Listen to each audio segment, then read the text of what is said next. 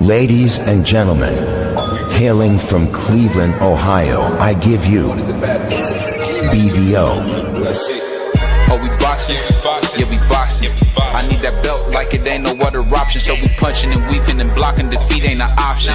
Let them know. Shoot a video, put it on BVO. Let them know. Every time I punch, it's a heavy blow. BVO, bound to hit like bricks cause it was set in stone. Let them know. I ain't getting body, but I'ma hit this flow. Yeah, way more than a show. This is BVO.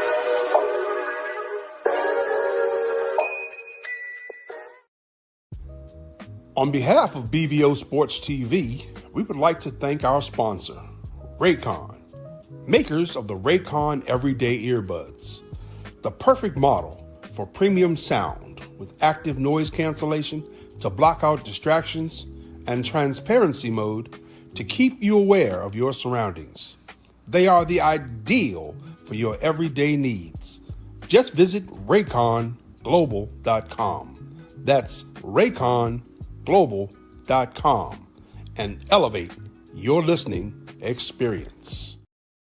We here at BVO Sports TV would like to thank the sponsor of today's podcast, Prize Picks. Pick, predict, play. It's that simple. A huge thank you to Prize Picks for supporting BVO Sports TV and the Doghouse community. Thanks again to Prize Picks. Welcome to BVO Sports TV. In association with Brent Wade Holdings, the content you're about to see includes opinions, stories, and discussions created for entertainment purposes only. The views expressed do not reflect the official policy or position of BVO Sports TV or Brent Wade Holdings, LLC. Viewers and listeners are encouraged to think critically and form their own opinions. Yo, what's up? It's your boy BVO Sports TV. We back. We doing live. I'm borrowing this. Shout out to the old man. I seen him do it, so we gonna do something late too. What's going on, Free? How you feeling, man? I'm feeling. Watching So what a million bodies. Yeah, I thought about covering that car, but I was like, yeah. I thought about covering that car, but I said, yeah, nah. It was too much like nobody's on there, man. But what you think about Conor Benn, getting a win over Chris Eubanks? What you think about that? It was a win for him. I was excited, man, because I did not expect him to knock him down like he did. I mean, the only thing I will say is that Chris Eubanks looked real lethargic and slow. He just didn't look good. I mean, Eubanks looked. I didn't even see the jab today. I was shocked I didn't see the jab. Did you see the jab at all? I was just shocked. Go ahead. I'm about to say, Father Time might have caught up to him. He is like 35, 36 years old. Yeah, I looked it up. He's 37. I didn't know he was that old. I thought he was my age. That's an old man fighting. Hold on one second. But let me ask you this. Do you want to see that fight for a third time? No. You had enough? Hold on one second. I didn't even want to see it for the second time. Hold on one second. Hey, let me go out and come back in. Hold on one second.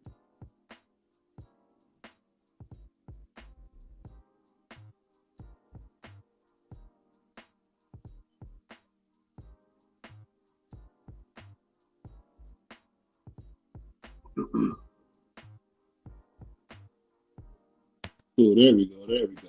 Yeah. Mic check. Okay, there we go. We in the house. But I'll say this. The fight looked pretty suspicious, in my opinion. It looked pretty suspicious. What did you think? Yeah, it looked like they did it. I mean, it kind of looked like Chris Eubanks didn't really fight to make a third fight. Mm-hmm. But like I said, I didn't even want to see it the second time, so I definitely don't want to see it the third time. You know what this fight remind me of? You remember that Derek Chisora versus Tyson Fury They fought 3 times. I didn't get it. I didn't get why they were even fighting. But I will say this though: the most exciting part was, man, just the card, man, with Jack Catterall versus Usman, man. That was a bloodbath. Did you expect that to happen like that? Nah, not at all. What would you say? You think Jack is ready for the big guys at 147? Nah. I mean, maybe. He got to get some more training under Bozy Ellis. And I will say, he looked like he might have learned how to sit down on his punches more, because he was throwing some bombs in there. So he might have looked like he learned how to sit down on his punches more.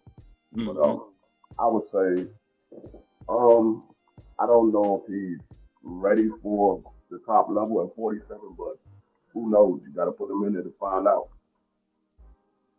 I definitely would love to see Conor Benn and Jack. That'd be a good fight. Only thing is with Jack, man, he get cut way too easy for me. He be bleeding like a pig. I'd be like, yo, why is he bleeding like this? I'd be like, man, you gonna bleed on my clothes. You see how he was bleeding? Yeah. But I will say this though. I will say this, man. I knew Scooby would get beat to death, but man, he got beat to death. You see Scooby getting all beat all over the ring like that? That was nasty. I mean, shoot, he never was that great of a fighter. He's just a guy that can go in there and fight with anybody, but he's never been that great of a fighter. This was his first, I guess if you want to say, big time fight. He never had a opportunity to fight on a pay-per-view card or anything like that. So this was his first opportunity.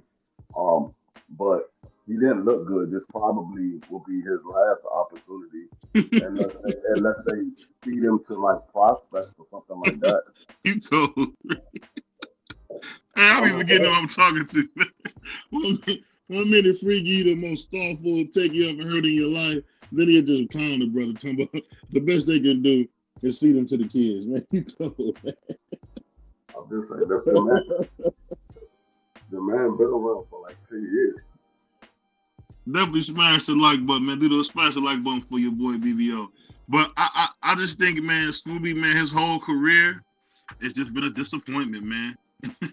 Like my man Prop Joe told his nephew, boy, you always was a disappointment. That's what I say about Scooby, man. He got beat dead. It was like his legs all over the ring.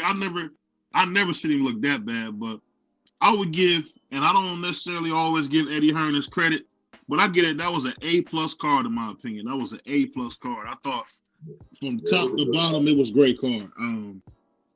I will say this though. The only thing I will say is that with Bomac is probably one of the best trainers I've ever seen.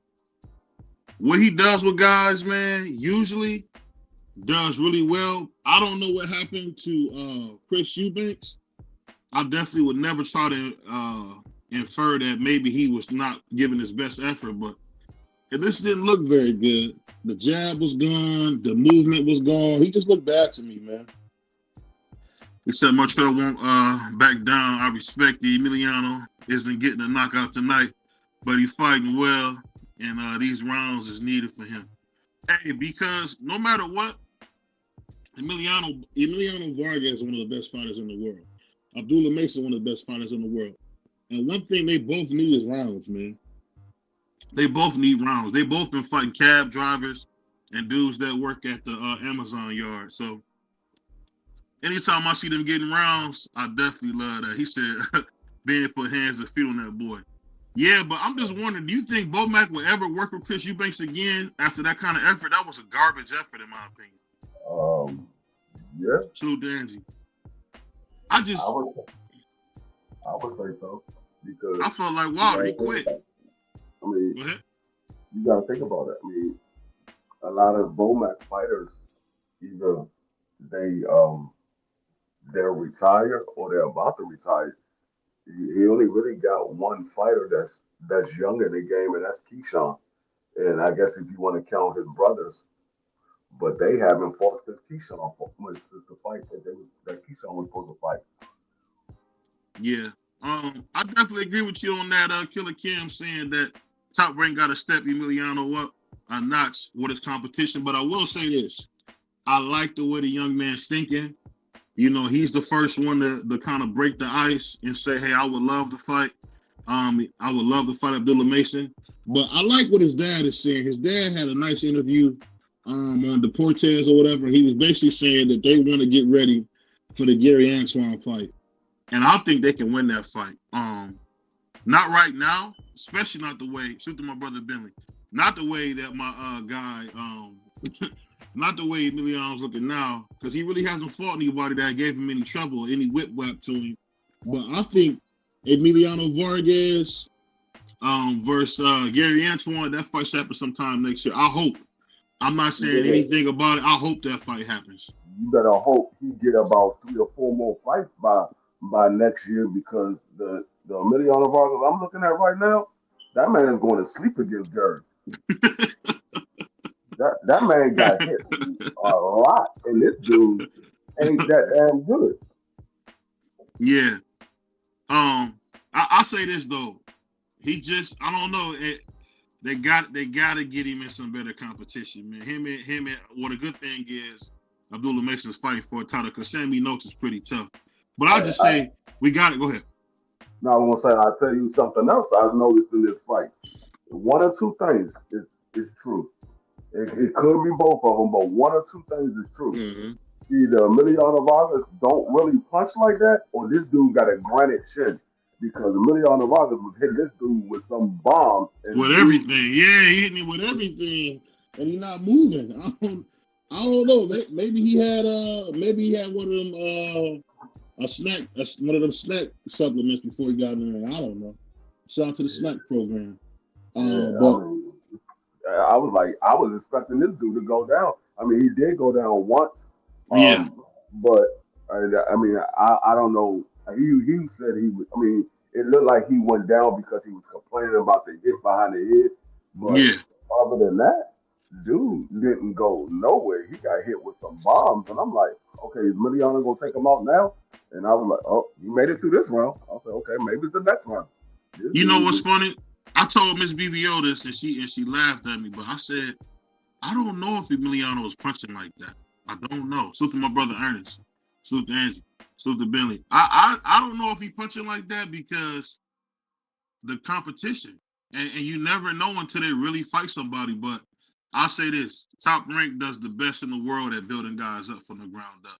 I mean, they've done great with Abdullah, Oscar, Floyd, Bud Crawford, Shakur Sanchez. I mean, the list goes on and on. They've done a great job all the way around. I just think at some point they got to see what these guys got.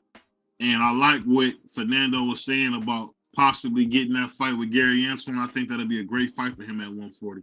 So can he win it now? I don't know. But, you know, coming from a guy like Fernando who fought everybody, I'll be hard pressed not to believe that'll be a good fight for him. What you think?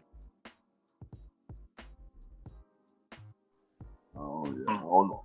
After this performance, I don't know if they really want to get in there with Antoine anymore. Free, man. You act like he the boogeyman. Free. They might be second thinking that. I think they want that fight maybe because they believe he'll bang with him. Maybe that's the thought process, that he'll come bang with him. I don't know. What they better do is they better hope Antoine get old real fast. The Antoine that fought El Rayo is going to put Emiliano Vargas to sleep. You make me sick, bro. He get old fast.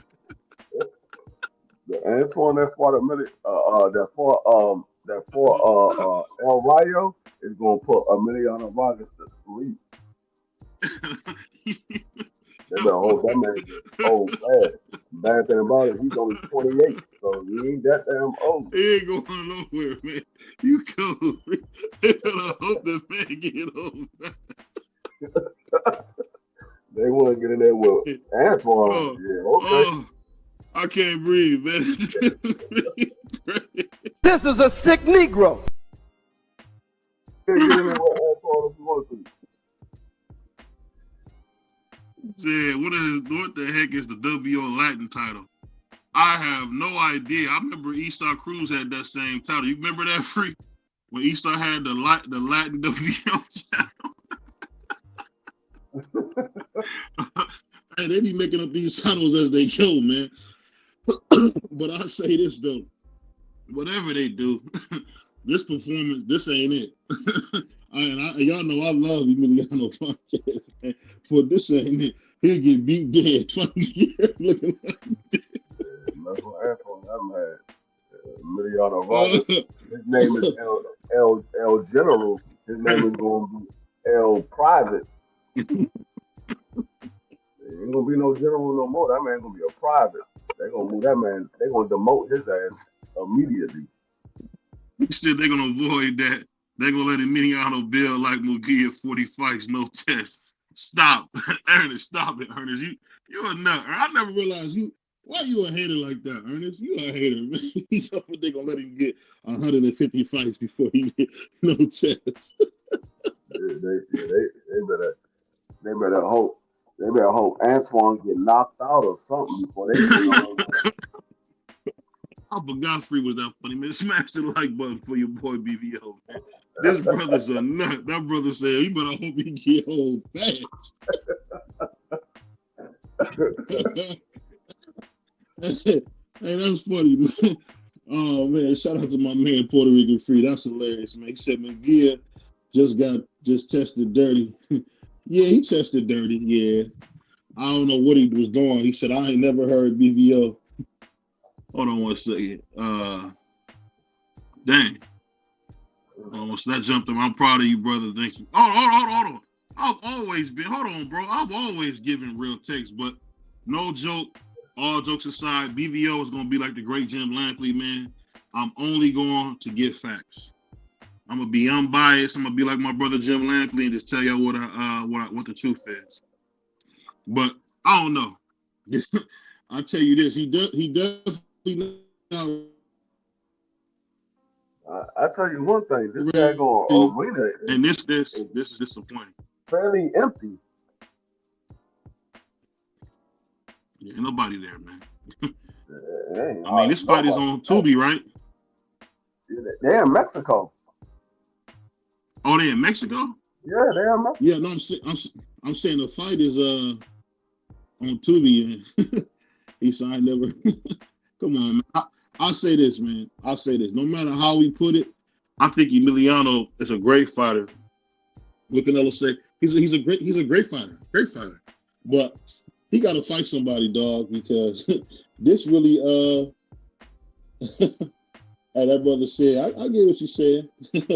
My bad, I had a little brain fart. I had to think about that. I've been having a little fun, man. I had a brain fart. My bad, I've been having a little fun. But I'll say this. He said the fight is in the West as a Mexican Walmart. Look at all that. It might be at a Raiders game while you're talking crazy. But I'll say this. No matter what, though, I just hope that they do fight. Because I don't know about you, Free. If I hear another make-believe fight, bro, I'm going to throw up, man. I'm going to throw up. Yeah. But you know something I wanted to ask you real quick? I wanted to ask you this before I forgot, man, because I had thought about it. I wrote this down in my notes to make sure I asked Puerto Rican Free this. Why do you think Tio was going to fight Shakur Sanchez but did not want to fight Devin Haney? What do you think? I think with Devin Haney, he has to deal with more of an offensive fighter. Not only is Devin Haney fairly defensively sound, but he's more of an offensive fighter. With Shakur is more of a defensive fighter, and he doesn't let his hands go as much. He does, and once he gets you hurt, he starts to let his hands go. Or once he realizes you don't really have nothing, Shakur let his hands go. But if Shakur feels like you're a serious threat, he's going to be more so defensive than he is offensive. So with Devin Haney pretty much relies on his offense more as a defensive weapon as well as his defense. So Devin Haney lets his hands go a little bit more than Shakur does. I mean, neither one of them throw a whole lot of punches, but Devin Haney's a little more offensive. So, and Devin Haney is a bigger guy. I think Tio has been in the ring with Devin Haney before. I think they might have fought each other or they might have faced each other in the amateurs. I'm not sure, but I'm almost certain either they sparred each other or they've been around each other, and he knows what Devin Haney's about. Like I said, with Shakur, he knows Shakur is more of a defensive fighter, so he can pretty much let his hands go more than he would with Devin Haney. Yeah. I just don't understand, if you would fight Shakur, why wouldn't you fight Haney? That's just, I don't know. Maybe I'm a goofball, but I just don't understand why in the world he won't fight Haney. I don't get it, man. It's just, for me, it's getting old. Because and another thing too is Devin Haney has a real long arm reach. So Shakur arm reach is not that long. So it's a lot more hurdles to overcome with Devin Haney than it is with Shakur. Tio and Shakur is pretty much basically the same size. I think Shakur might be a little bit taller and a little has a little more arm reach, but not that much. Like with Devin Haney, I think Devin Haney has like a 71, 72 inch arm reach. With Shakur, I think Shakur is somewhere around 69, 70, and Tio is like a 68. So you got to deal with the longer arm reach when it comes to Devin Haney, and Devin Haney like to stay in the center of the ring. Hey, salute to my brother for the super sticker. Appreciate you, man. And I didn't capitulate nothing, man. All I said was, I think Emiliano he gotta fight somebody, man. I don't want to see him get beat dead, man. I'm tired of seeing Mexican fighters get beat dead. I was so glad when Virgil finally beat that monster Lubin, man, because we need that, man. We needed that one bad, freak. You know what I'm saying? I'm tired of us not getting those, man. We got to get those, man. They be doing us dirty, man. We got to get some of those, man. Yeah, I mean, like I said, I said at the when that fight was made, I said it was going to come down to who could stand up to who punches, because both of those guys have been sat down before. I mean, Lubin's been stopped, but Virgil, he's been sat down before multiple times in a single fight. So I said it's gonna come down because Lubin can punch. It was going to come down to who can stand up to who punches, and Lubin wasn't able to stand up to Virgil punches. Yeah, I just when it comes to Virgil, you know what I always wonder, man, is he going to be ready to fight a guy like Boots? Because Boots is dangerous, and you know I like to make little funny jokes about him, but Boots is a really nice southpaw. I mean, people talk about him as an orthodox fighter, but he mainly fights southpaw. And I just know that. I just know Virgil. You can't even say Boots is an orthodox fighter because he switches so often. I mean, you gotta say he's a switcher. You can't even say he's an orthodox fighter or a southpaw. You gotta say he's a switcher because he switches multiple times throughout the round. It's not even like throughout the fight. It's throughout the round.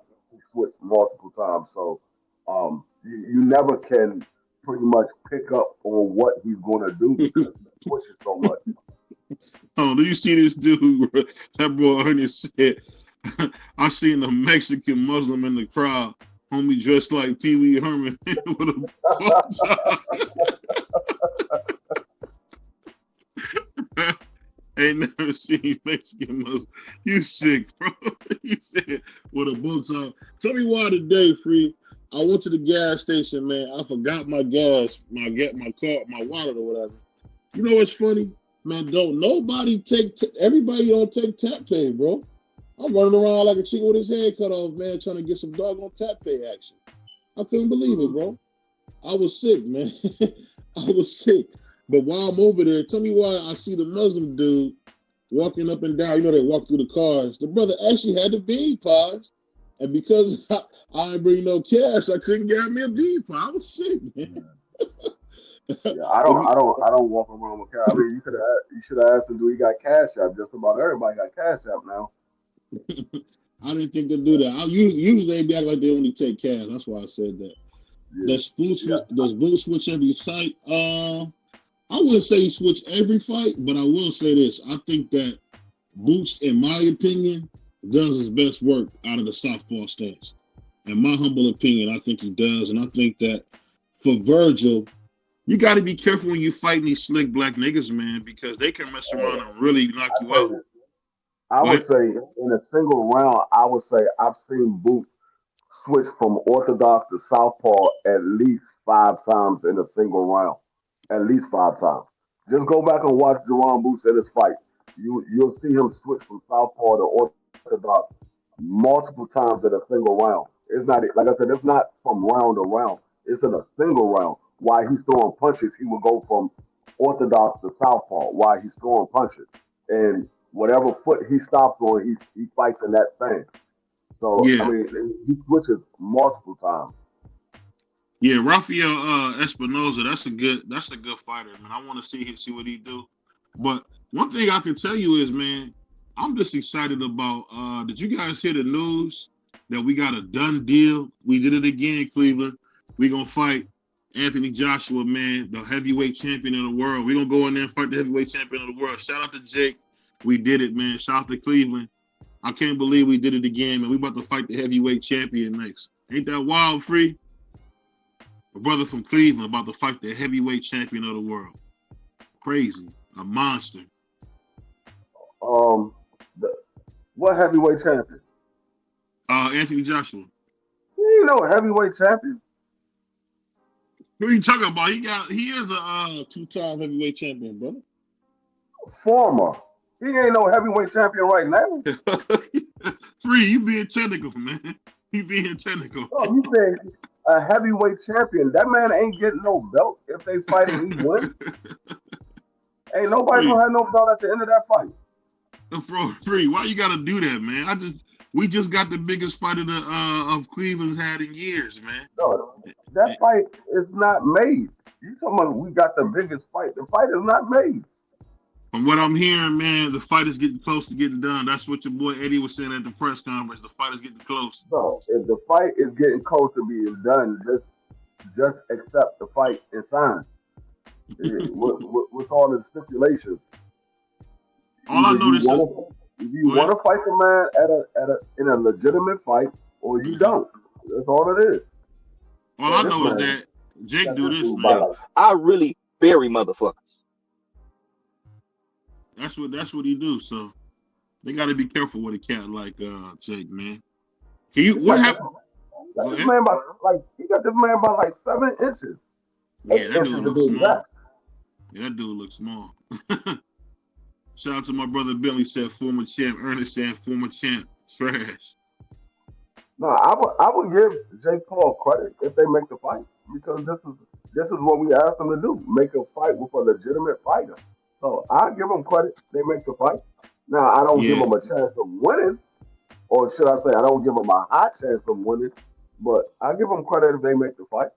What if he knocks out the heavyweight champion of the world? That would be crazy. He would get all the credit in the world.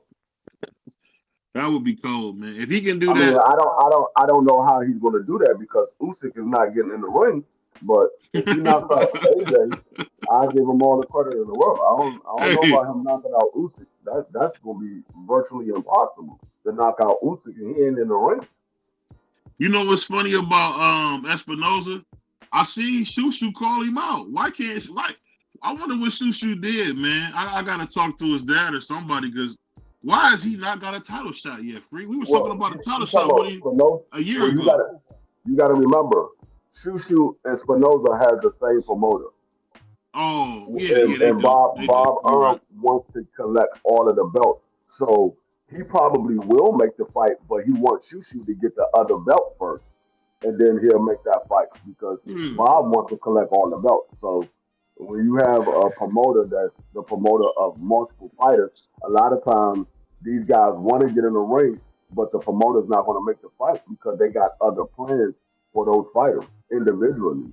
Like I said, it's more profitable if you have 2 fighters and they unified than having one fighter fighting a guy for the other guy's title.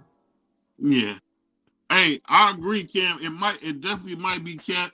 I'm just going off just with, the way your boy Eddie Hearn was acting like the fight could be done. It probably won't be done, because I did hear the same thing what Turkey Sound was saying. Hey, we might not make this fight. I get what you're saying. I just hope we get that, because we need that fight. If we can go in there and beat the heavyweight champion of the world, man, that put Cleveland boxing back on top, man. We need that fight. He said Yeah. AJ. I mean, I He said they would want to tune up. I would love to see Jake Paul in there with Usyk. Why you keep talking about Usyk? Because you keep saying heavyweight champion. I would love to see him in there with Usyk. He said, Susu got too much melanin. You go. Ernest, man. You a sick dude, man. All I can say, let me get my clip for Ernest, man. Where's that clip at, man? Ernest is sick, dude. The way you thinking, Tank Davis and fought like 7 champions. The way you thinking, because once they get a belt, they always a champion in your eyes. You go. Hold on. I gotta do something. This dude crazy, man. Strike red lightning! Give power to my nigger sword! These guys. You talking about heavyweight champion?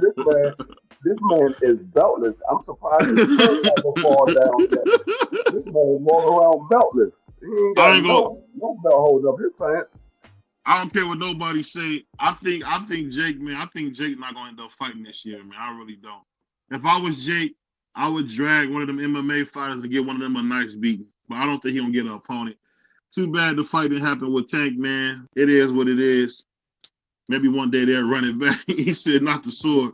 Yeah, I got to get my nigga sword out sometime with Free, man. Because that brother be going crazy. You think Jake Paul can beat Kabbalah? No, man. Come on, man. Yo. Why are you talking crazy? I thought we were talking about realistic fights, bro. You acting like you can beat AJ. I mean, AJ half dead. What you talking about? Hey, we haven't seen Kabbalah in there with the guys that AJ been in the ring with. Yeah. I just say this. One thing that's funny about Susu, if Susu wasn't black, man, he probably already had his title shot. I feel like he didn't done the work. I mean, we talked to him, it's almost 2 years ago now, Free. He should have been at least fought for a championship. 10 years? Huh? You said 10 years? I said 2 years. It's almost been 2 years. He should have fought by this, man. No, 2 years? The man just turned pro like 2 years ago. These guys don't normally get a title fight within 2 years. Okay. If they get a title fight within 2 years, they being fast tracked. That don't usually happen. My man Cam J, so I can't listen to Mike Cappinger all the time. He ain't valid with everything. Hands and feet put on him. This ain't no fight. They should get a towel and get this nigga out of here, man. This ain't no doggone fight, man. What they say, this is nasty. I'm just hoping that it goes the distance because I picked Spinoza for the unanimous decision, but it looked like he's gonna knock this dude out. Oh yeah, I mean he came to beat him. You know what's funny, man? Is it just me or Max Kellerman, man? I ain't gonna lie, I used to love Max Kellerman, man. Max Kellerman is a straight goofy now. What happened to Max Kellerman? What happened to Max Kellerman, he ended up becoming a commentator for ESPN, and now he's calling things differently. He used to be straight down the middle, but now ever since he worked for ESPN, he's been one-sided, and he don't know how to break out of it. Man, he be pickle pulling something crazy. I mean, dudes passing out every time they get by, and he pickle pulling so hard. You be like, come on, dude. You supposed to keep it down the middle. He said Max being away from the sport. No, Max be up there lying. That's what I don't like. It's like, Max, what are you doing? He up there defending Mike Cappinger and stuff. Like, come on, dog. You know this dude's a POS, man. Stop this. My man Shannon, stop it, man. Stop this, man. This dude is straight. I'll be honest with you, man. I don't even know how Mike Cappinger is in the doggone boxing game, bro. I mean, he should go cover something else, like maybe tennis, man. Because he want to go back and forth with the fighters. He's horrible, man. Just like Dan Rafael. Them dudes is horrible, man. Horrible. I think Max Kellerman might be under the Turkey banner. Yeah, I think he would Ring Magazine. Because I see his show. He's awful now.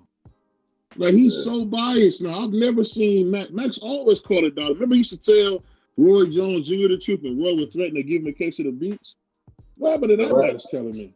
The last time I saw Max Kellerman be unbiased is when he was working on that little show that they used to have on HBO. But once he started working with ESPN, he became a biased commentator. 'Cause when he used to be on that show, I forgot what was the name of that show that used to come on HBO. He used to call it straight down the middle. He would talk about everybody. If they doing something wrong, he would talk about them. But now it's like it's one way or another. I Yeah, he think it don't call is. it down the middle no more. That stuff he was saying about Tank was garbage. I don't even like Tank as a fighter. But you can't just say the man ain't never done nothing in boxing. Come on, bro. What are you talking about? Two of the niggas he beat became welterweight champion. And he never did nothing? That's the stuff I'm talking about. I never thought I'd hear Max Kellerman get up there and lie. I mean, you can say what you want, but bro, come on, dog. You can't sit here and a lot of us don't like, some of the stuff that Tank do. Shout to Coach Squeeze, shout to Senior, shout to Calvin and Kenny, but you can't sit here and say, oh, salute the Illy. You just can't sit here and say the dude they never did nothing. It's like, yo, you sound like a loser, bro. Like, I never thought I would say about Max Kellerman. It's supposed to be what? No, I was gonna say the funny thing about it is Max Kellerman used to be on Tank Davis hard. Yeah. He used to always give Tank Davis praise.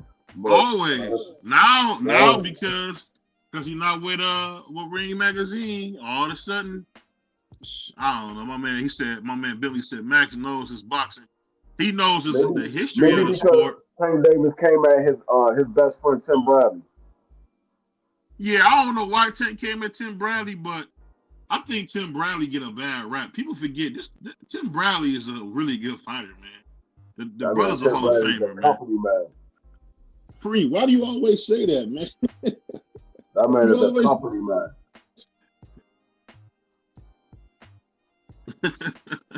Free is nuts, bro. No, I'm sorry, listening to Free, man. I've seen Tim Bradley say one thing about a person, and then a couple of hours later change up because either somebody said something to him behind the scenes, or he had a change of heart after he said it. He realized he said something he shouldn't have said. This man, I didn't see this man go in on Bud Crawford and then turn around and praise Bud Crawford, all in the same day. Yeah, I just don't get. I don't know. I don't get it, man. How you go from being one of the best commentators in the game to being pure garbage? Garbage. I mean, you know, I respect people like Jim Lampley, Andre Ward, George Foreman. They would tell you the truth, man. I hate them dudes that be overly like critical of fighters. I'm like, dude, you pushing an agenda. I want to see the fight, bro. I had to actually start watching boxing on mute because the commentary is garbage.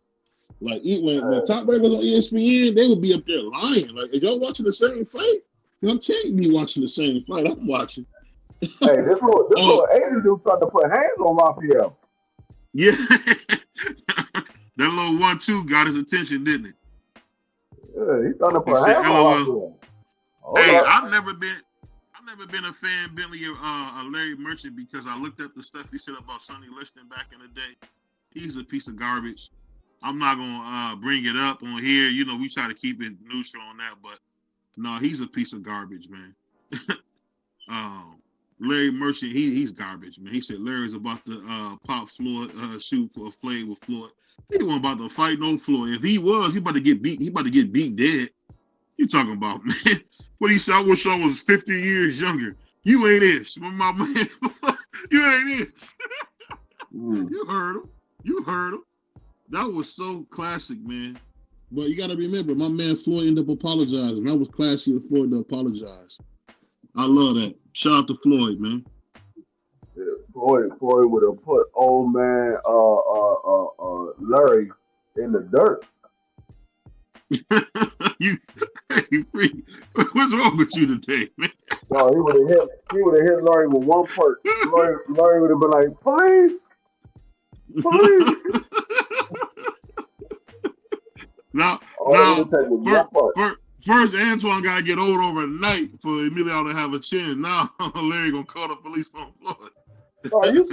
Man, Larry Larry has always been old when he was talking about Floyd. Look, I have never seen Larry young. He's always been old. Oh yeah, we got my brother Doug Rice. Let me get Doug Rice in here. Let me get his drop. We about to zip you up and get you out of here. K-Shine DNA style. Man, what up, This is a sick Negro. I'm a sick Negro already. I didn't even say nothing. I ain't even just say nothing. Hold on, Doug. Hold on. You out of order. Nah, I'm out of order. You started the show on. What did you say? You started the show on rough already. Man. Hey, I don't know, dog. Shushu might have a chance of beating Rafael Espinosa. This little Asian man, stop him, bro. Stop him. Man, Shushu's black ass will stop. No, but you gotta think about it. This Asian dude is 5'5", and he's putting hands on him. And Shushu is 5'9". Shushu 4 inches taller than this Asian dude, with a longer arm reach. And Shushu is a better boxer, in my opinion, than this Asian dude. I don't know. Shushu might end up. A big shot by the Asian dude. Wow. I like Alfredo know Yao Ming's name. You cold, man. Shout out to Yao Ming with that big shot. Is the fight on? Is the fight on right now? Yeah. It's on Tubi. Yeah. All right, hold. Give me on Tubi. I ain't even got no damn. All right, give me a second, man. I ain't even got no damn Tubi subscription, man. No, this Asian dude caught Rafael with a big punch. Hurt that man whole head. That man went to go looking straight to looking behind him. Did Emiliano, who he fought tonight, didn't he? Man, Emiliano looked like trash. He like he trash? Looked bad tonight. He looked like hot garbage. He looked good, but no, he didn't. He didn't. Free. He No, he didn't did look like not. the Emiliano that we used to see. He got a lot of hands and feet put on him. Hey man, look, I had to catch my Georgia dog. I had to catch the dogs who put hands and feet on Texas. So I'm just getting back in order. I'm out of order. Shout out to Steve Sarkisian. He might get fired for this, man. Shout out to Sarkisian, man. Oh, he'll get fired for this. He got the Asian dude bleeding now from the nose. Yeah, that nose is leaking. Dog, did you see that daggone dog that two putts that they put in the ring with Richard Torres? The nigga got his nose broke and they stopped the fight. Hold on, you said it's on Tubi? Yeah, it's on Tubi. Yeah. You gotta go to live TV on Tubi. Give me a second, man. I ain't got. It's on the. I gotta go subscribe to Tubi. Classics. Yeah, it's on the Top Rank Classic.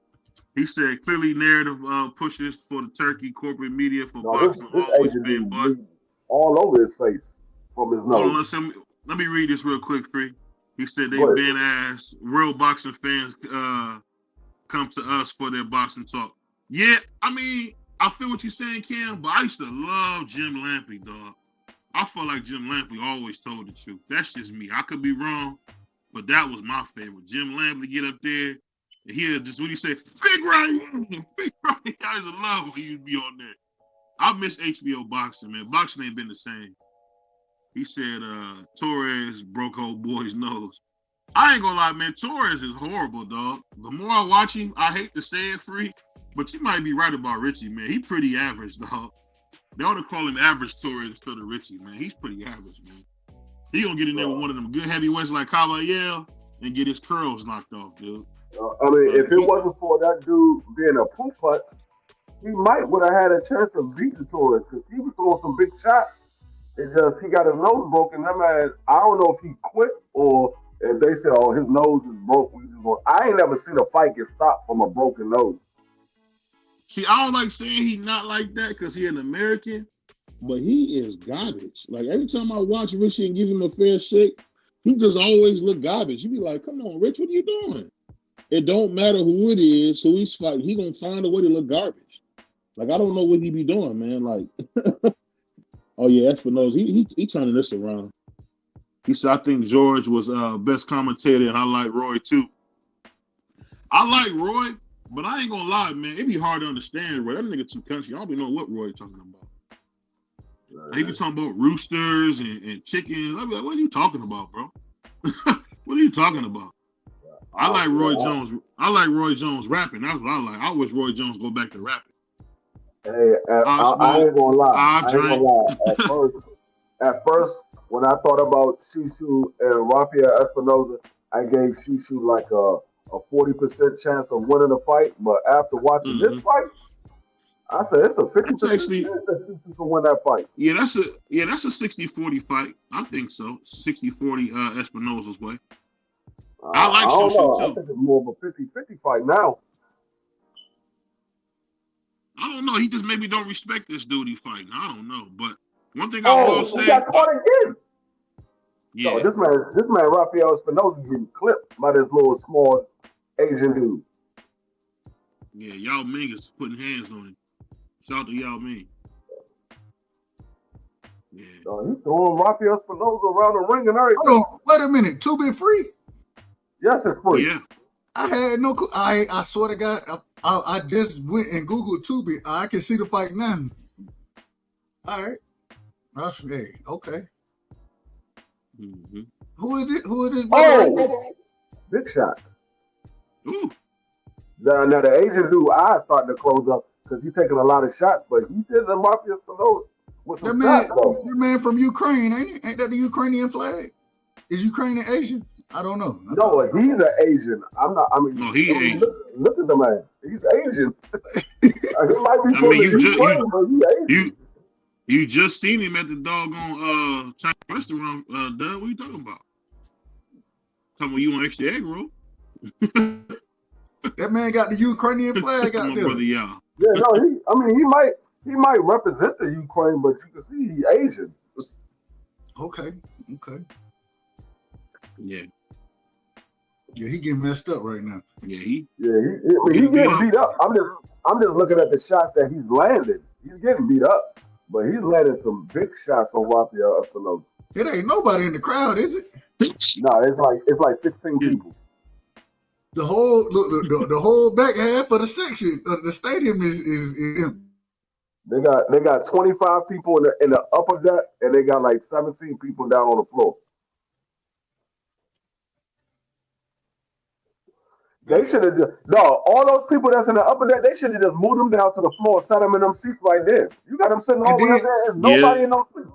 Don't even show the upper deck. Just let y'all move down. Y'all, we upgrading y'all tickets. We upgrading y'all tickets.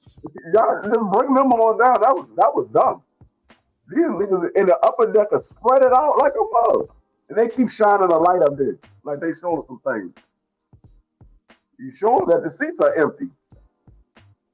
Well, we know Espinoza not no draw. No. Not at all. Y'all said Richard Torres, he looked bad? I mean, I don't think he's good. That nigga was like the second fight of the card.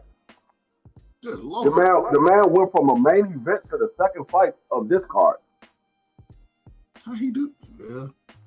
We knew he wasn't gonna be no big heavyweight name anyway, so he too small to be a good heavyweight, respectfully. See somebody that side be a great heavyweight was Mike Tyson. And Mike Tyson lost all his big fights. Another big shot. You talking about another one?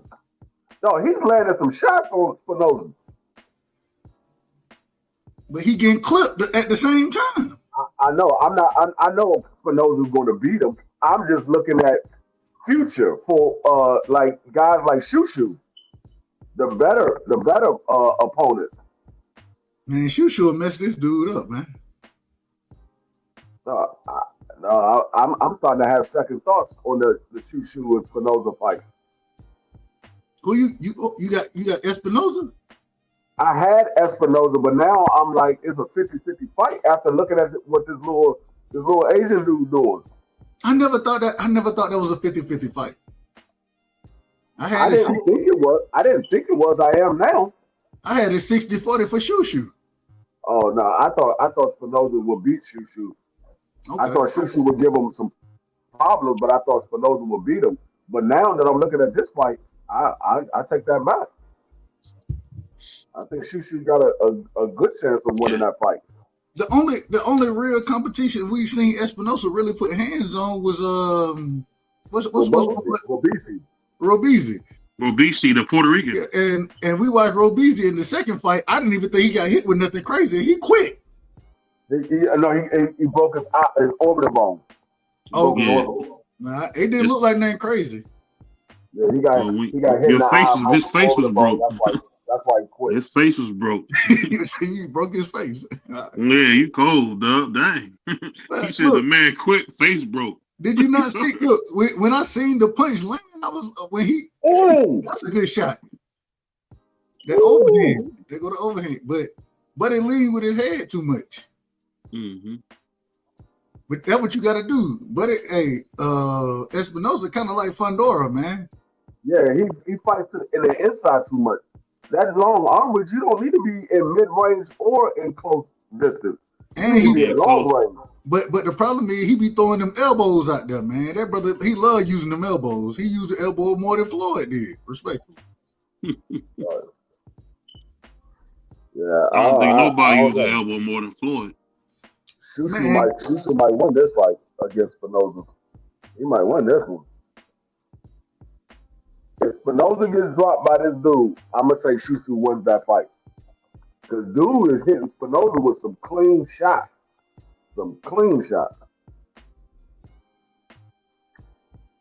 He whooping on him, that's for sure.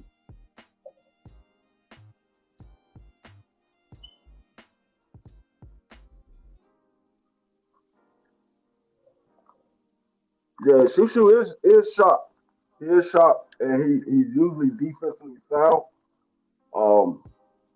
So yeah, that's what I said. At first, I had it 60-40 Spinoza, but now after watching Shushu last fight and watching this fight, I say it's 50-50. It can go either way. Yeah. I just put like this. I've seen Shushu go life and death with this African dude at that Xander fight, so I don't know, man. I think he didn't regress a little bit too. That African dude had never been stopped. Oh my God.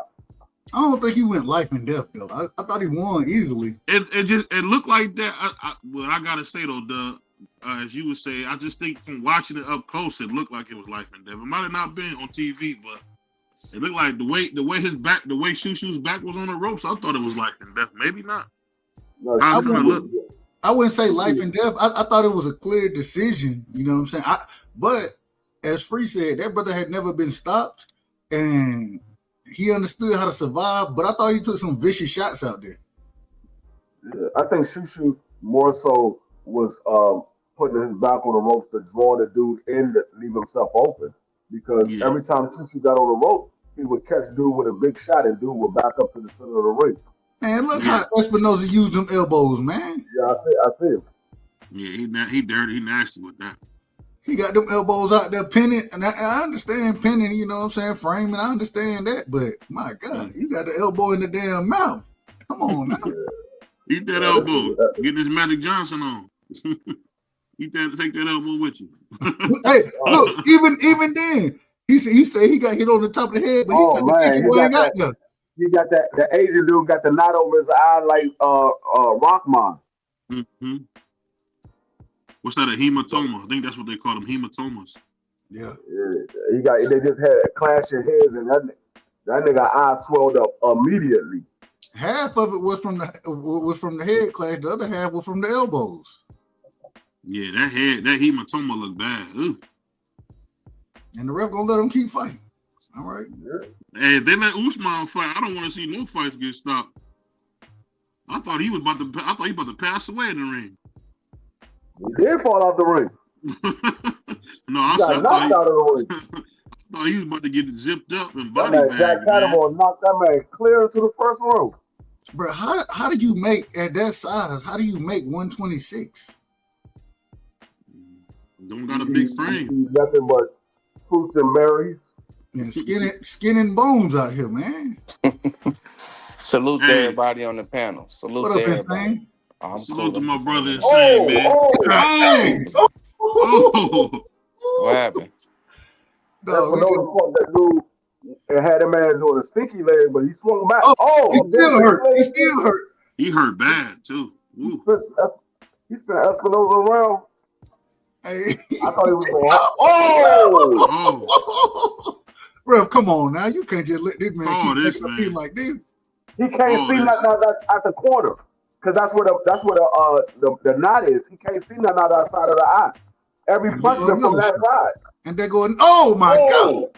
Ref, come on, ref. He gonna bust that hematoma open, man. He better Every punchman from that side of this round. He can't see nothing out that side.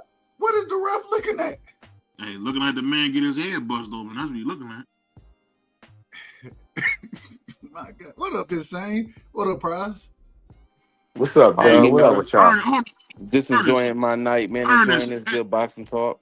Ernest, every time somebody getting beat dead, they're a warrior. I hate that about Ernest. Every time somebody getting messed up, he a warrior. He ain't no warrior. He getting beat to death, man. He talking about he a warrior. Go out on his shield. Oh, you sick, man. What fight y'all was watching? I mean, you gotta give him some type of warrior mentality. No. Ernest, every time somebody getting the blood beat out of them, Ernest want to say they're a warrior. Every time. It don't matter who it is. You give him that warrior mentality because he don't quit and he don't go down. So you gotta give him some type of warrior mentality. We just saw a Puputz heavyweight quit from a nose break. Bro, I ain't trying to be in that fight with my nose broke. Bro, what you mean? I've never seen a fight get stopped from a nose break. No, I haven't either. You're right. Man, I remember a time they used to tell you hit somebody in. Hold on. Hit him with the palm. What fight y'all watching? Espinosa. Okay, I just make sure I had to turn the fights on. Yeah, it's on Tubi, man. Yeah, I got him. We on Tubi. I got him. Espinosa. I didn't even know Tubi. I thought you had to pay for Tubi. Yeah, no, Tubi's been free ever since its existence. Yeah. What's the main Tubi's event? been around for about 5 years now. Hold on, y'all. If y'all can't mute, man, I'm gonna have to throw somebody off. Who is that? You can't play those songs there, y'all. Yeah, somebody got something playing in the background. Is that you, Doc? I don't know. I ain't got them playing. But okay. Do you hear something now? Do you hear something from me? No, I don't hear nothing. No, I'm muted. When y'all get settled, man, then y'all unmute, man. But we can't afford to have no starting machine to down.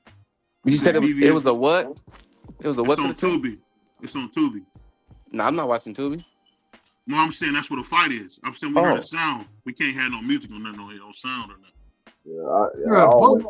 I know the brother Asian. I know the brother Asian, but man, both his eyes are slanted right now, man.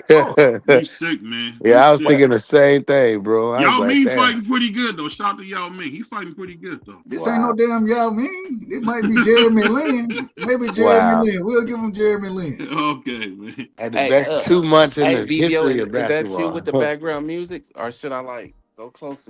Is that you with the background music or no? Yeah, that's me. That's me. Okay, that's okay. me. Yeah. Perfect. Because I'm like, is that the music he's talking about? No. He said BVO. This man finna get knocked out.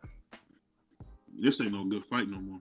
Man, Jack Catterall looked like he was from North Philadelphia earlier today. Ref, come on, ref. This man taking uppercuts. Man, come on, ref. Hold on, what do you say? BVO don't play fair. He the type of dude that flip on an N-word in his wheelchair to win the race. Hey, I ain't gonna lie though. I remember a homeboy of mine was in the wheelchair, man, and I seen him get up. I did that cold thing. It's a miracle. It's a miracle. He got so mad at me. You wild, man.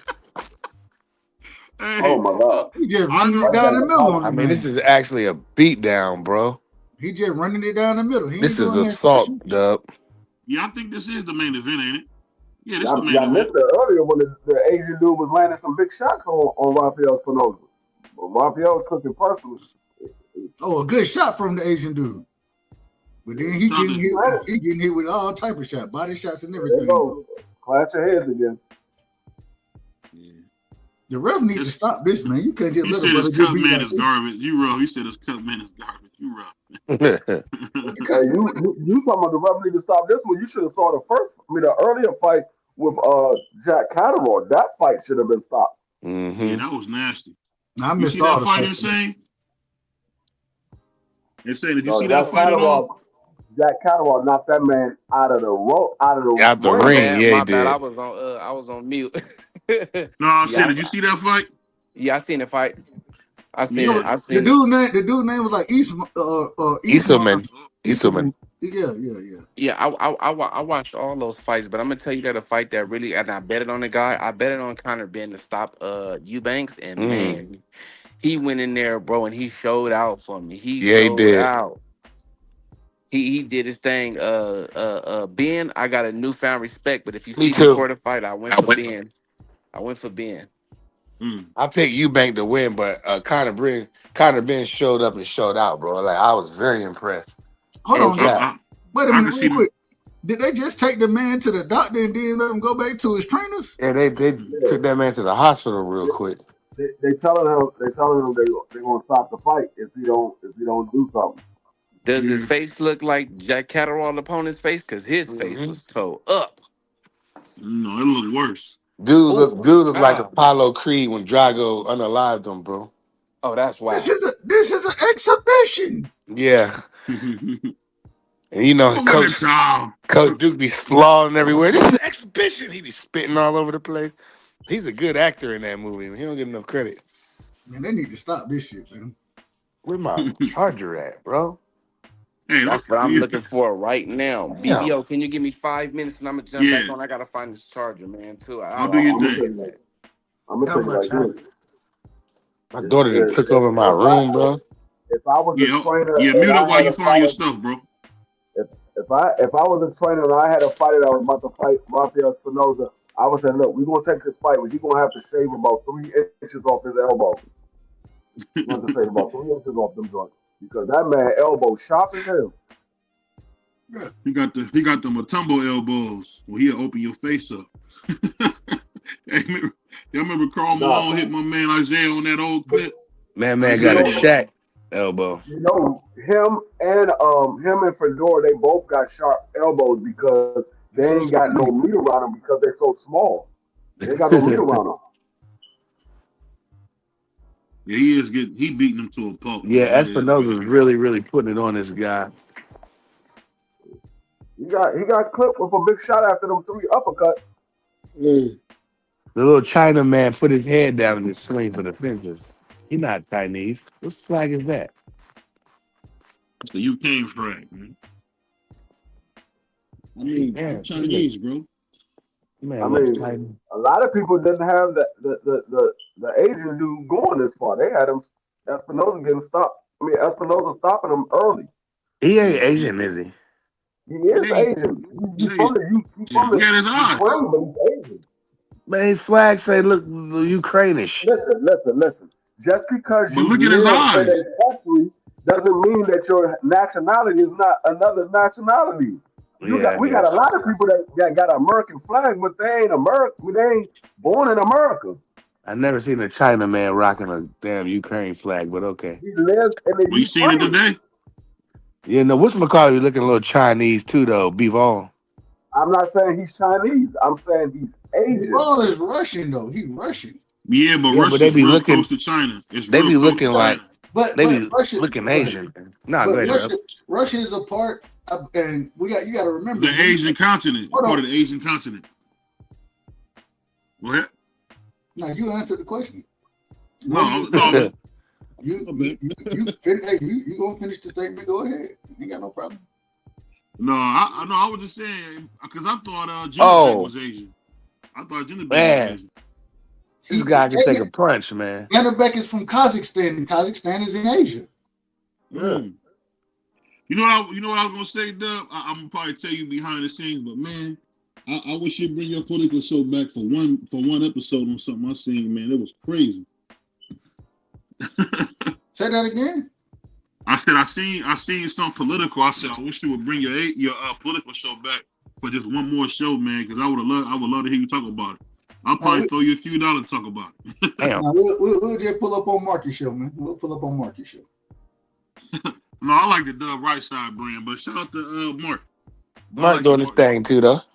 I like the Right Side one, man. Hey, I think he's just more used to that than anything. The little Asian trainer, he remind me of that jeweler from down south. Johnny Dang. Asian jeweler from down south. The little China Yeah. man. I can't think of his Johnny name. Dang. Yeah, Little Johnny culture Dang. vulture man. Hold on, man. Yeah. Johnny Dang. He's a culture vulture. You a hater, man. That's what he They reminds me. like they can't wait to sell niggas chains, boy. Well, stop buying chains, niggas. I don't buy chains. I seen this Protect for Elite, man. It was crazy the other day, dog. I was like, I might even know watch guy. Watch was so fly, man. Felt like I would have been like Young Joe in 07. I was this Asian dude to rock Spinoza so I could see what Spinoza do if he get rocked. Well, he beating him to like Killer Cam J. He beating him to a pulp. China man, he's still swinging though and punching. So, nice shot. What round is it in? 11, 10. It's a 12-round fight. He's in the 10th. He hasn't went down yet. Nah, buddy, tough. Hold on, y'all. We can't have audio, man. I can't keep saying that. I don't hear no audio. Yeah, I think somebody. Yeah, I got my earphones on so I can hear everything. I be trying to be careful on these fights, man. I know my sound is on mute. I've been on here the whole time with the fight on. Yeah, I don't watch TV. I watch myself on mute. I'm going on mute on and off because my son in the background crying, so I'm kind of going on and off of mute. Oh, okay. I don't hear anything. Little man ain't gonna get us no pull down. He can cry. He ain't gonna get us no pull down, but that channel stuff, they be doing that corny. Shout out to Young Insane, man. That's what those are tripping people now. Shout out to all the fathers, man. It don't matter. Appreciate it. It don't matter if Espinosa tripping anybody here. But he ain't gonna be able to survive this, man. He getting hands and feet put on him. My daughter, we went to Longhorns, and I came home, and my daughter slumped. Hold on. You said the audience is 99% Mexican. They're in Mexico. What you expect them to be? It's pop crazy. They're gonna fly 5 niggas down there to come sit in the crowd. Wow. Shout out to my favorite Mexican, man. Shout out to my favorite Mexican, Ernest. My brother crazy talking about there's only Mexicans there. Who going to Mexico, man? What's up with this Donald Lewinsky? I don't understand. I'm missing something. That's crazy. I don't know. Oh man. I know you're talking about. We're not gonna ever talk about that on here, but I know exactly what you're talking about. That's what I wanted Doug to talk about on the political show. I wish y'all. Okay, I got you. Yeah, that's crazy. Don't even bring it up. I know how you do. I ain't gonna say nothing. I'm finna play Fight Night, or what's it called? Undisputed. I wish Prize would have seen Prize got Undisputed. Vargas fight earlier. Samuel Vargas. Yeah, Vargas fought earlier, right before they fought. Yeah, who won that job? Vargas won, but he went life and death with the dude.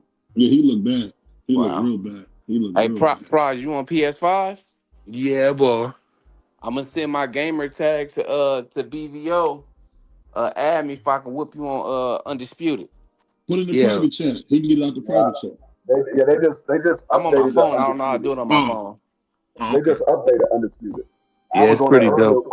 When I got off the phone, when I got off the live with you, Prize, I went on Undisputed earlier. I ended up going out to Longhorns, man. Then that ish put me in a coma. I just woke up until I heard my phone ring. I was like, damn, I can't believe what time it is, bro. My daughter is in my room, rocked. I dozed off for a little while, woke up at the first, in the middle of the first fight. Man, it's been some hell of a fights on today, man. Hell of a fights. That Conor Benn, man, he impressed the hell out of me, bro.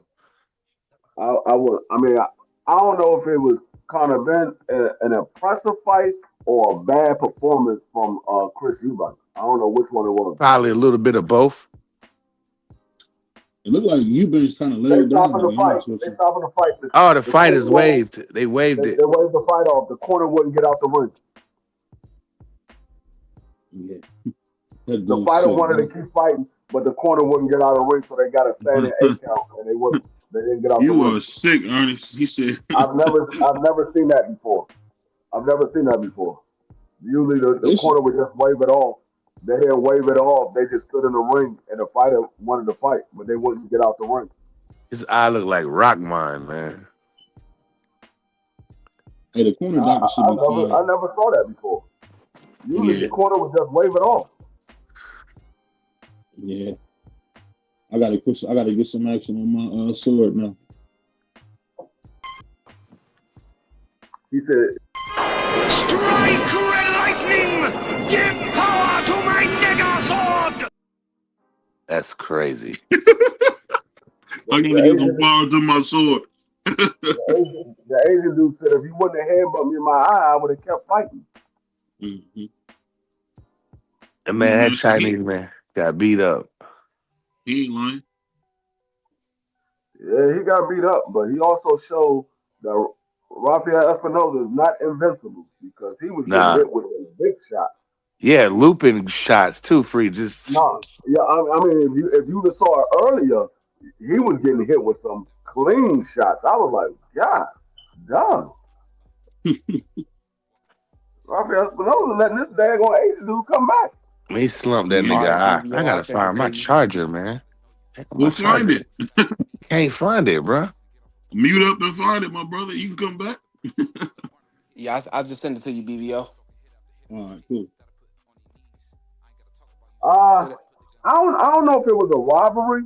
That was a close fight. I don't know if it was a robbery. I don't like saying robbery in close fight. He did get the knockdown, but he was getting beat up in the earlier rounds. So I don't know if it was a robbery, but it was a close fight. I'm not mad with the decision. I'm not mad if they would have called it a draw. I'm not mad if they would have called it for the other guy. It was a close fight. Yeah. They definitely should have stopped. They was fighting hard. Was they fighting like Ben was fighting today? Yeah. Well, yeah, they was. They was back and forth. It's crazy because, like I said, the performance that I seen Conor Benn put on today, man, I swear, I played with him on Undisputed. So, like, to see that, I'm like, this dude, like, I think he should stay at 160. I think, like, the way how good he fought tonight, I think he should stay at 160. What y'all think? I would agree with that. He better stay at 160. He lose that weight, try to come back down to 47. He gonna hurt himself. He gonna get knocked out. I even think if he goes to 54, that would hurt him. You know what I'm saying? I think that weight is comfortable for him. I seen him move pretty good. He took big shots. You go to 54 and get in there with the top guys, he gonna get knocked out. Oh yeah, definitely. I don't think he got enough dog in him to beat a Sebastian Fandor or anything like that. I don't think he got that dog in him. And I'm only saying that because that 6'6", you know what I'm saying, that man's 6'6", and I don't know how long his wingspan is, but I'm gonna say about 7'1", maybe 7'2". 85 inch reach. He got the same dimensions as Deontay Wilder. The only difference is Deontay Wilder is an inch taller. Right.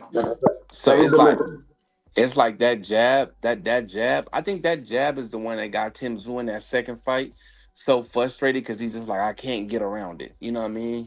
Yeah. Dude is long and he's not giving up his height anymore. He's using his height to his advantage. So I think if Conor Benn moves to 54, he's gonna have a problem with Fandora, Charlo, because Charlo, I only seen Canelo beat Charlo and the other dude beat Charlo.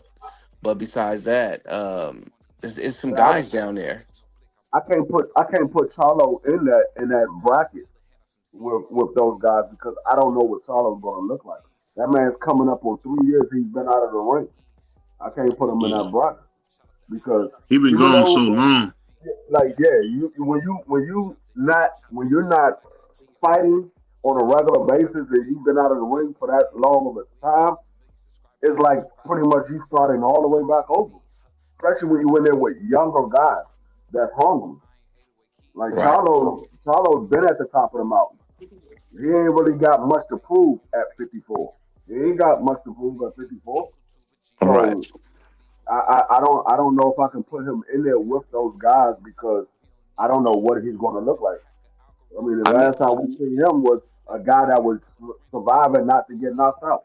And I agree with you 100%. We do need to see Charlo in some type of capacity though, because if he comes back and he act like he never left, if he fights like he never left, then 154 needs to be on. He's gonna put them on notice. But like I said, it's gonna be hard to everybody to beat Sebastian Fondor, and that goes for Boots and everybody else. You know what I'm saying? He's not giving up that height no more. You know, so he's gonna be a problem.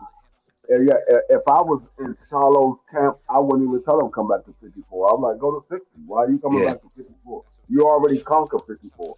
There's no point of going back. Right, I can understand that too. I And if don't see the point of Charlo doing that, especially with being out of the ring so long and and being that age that he's at. That just wouldn't Yeah, be right. the man, what, 30, 35, 36 years old? Yeah, he needs to go ahead to 60 at least. At least. is this some Michael Myers up there at 60? I'm not familiar who's at 60 right now. 60 is Janabek, Laura, and Carlos Rodana. That's it. Oh yeah, so yeah, Ben and Charlo can go up there and do their thing. They can both do their thing. You That's know what I pretty much mean? What all fight was it. that? Was that a middleweight tonight? Yeah, that was Yeah, middleweight. That was at 60. Yeah, I mean Conor Benn dropped him at the end. I twice. mean, he just did his thing, man. He really proved me wrong, bro. And the thing is, he didn't get tired. He held the weight great. Yeah. He came up with power.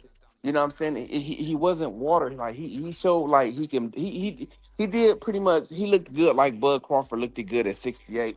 So I would tell him to man stay at 60, take over the division. Charlo move up. Even I would like Errol to go to 60. You know, I want to see Yeah. Errol at 60. I don't want to see him at 54 because a dude named Sebastian Fondor is there. I think I Earl don't should have know. started at 60. I mean, at this point, I don't think Earl's coming back. He's been No, out for heck so no. long. I don't think he's coming back. Yeah, me either. If he does, you know what I'm saying? Like I said, I like Earl. I like the Bud. I like the Bud and Earl. I like the Bud just a little bit better than Earl. But like I say, man, they both hell of a fighters, man. If Earl come back, that'd be a good look for boxing.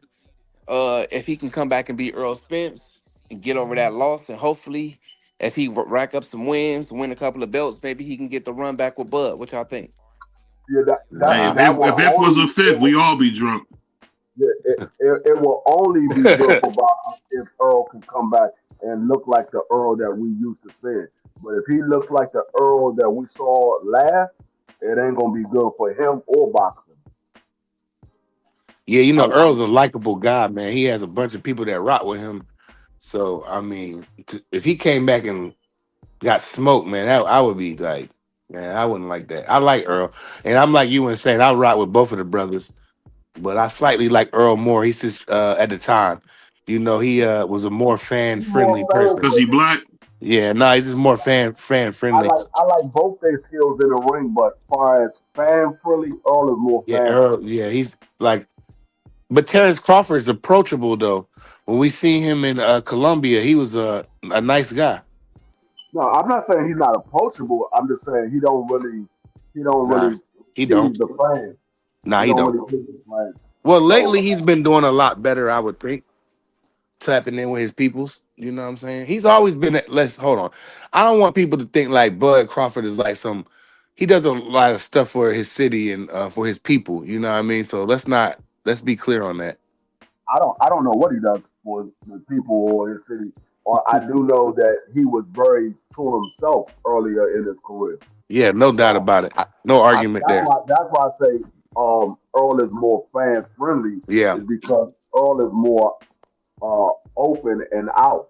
Bud stay Yeah. mostly to himself. So that's why I say Bud is not fan friendly. I don't know what he does personally in his personal life. So I can't speak on that. I'm just going by what I see as far as who's talking to the public, who's out in the public, and who's not. And I don't really see Bud out there like that.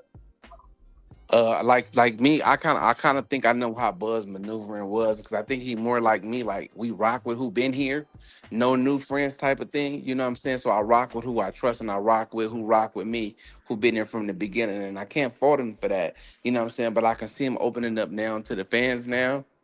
But fake love is fake love, whether you see it from a fan that's rocking with you one day and then on Thursday he switched up on you. So, keeping the people around you that rocked with you, I think that's what he does. That's what he did his whole career. Yeah, I mean, which is nothing wrong with that because you know who's loyal and who's not. So there's nothing wrong with that. Because you always want the loyal people around you. You don't want a bunch of phony people that's only there for the ride. So Right. I'm not mad at that. You don't want a bunch of yes mans in your corner, and you're gonna listen to a person that's been down with you for years over a dude that just started rocking with you 2 years ago. This dude been rocking with Bro, me for over 8, 9 years. So if he tell me I'm doing something wrong, I can take his advice on it. And, okay, I'm gonna rock with that. Then you know what I'm saying, go down a different path to where I lose myself trying to, befriend everybody else. So keeping your circle small in boxing, I think that's a good thing on Buz's behalf. You know what I'm saying? Look what he's accomplished. 3 times undisputed, undefeated fighter, pound for pound #1. He the guy. He the guy.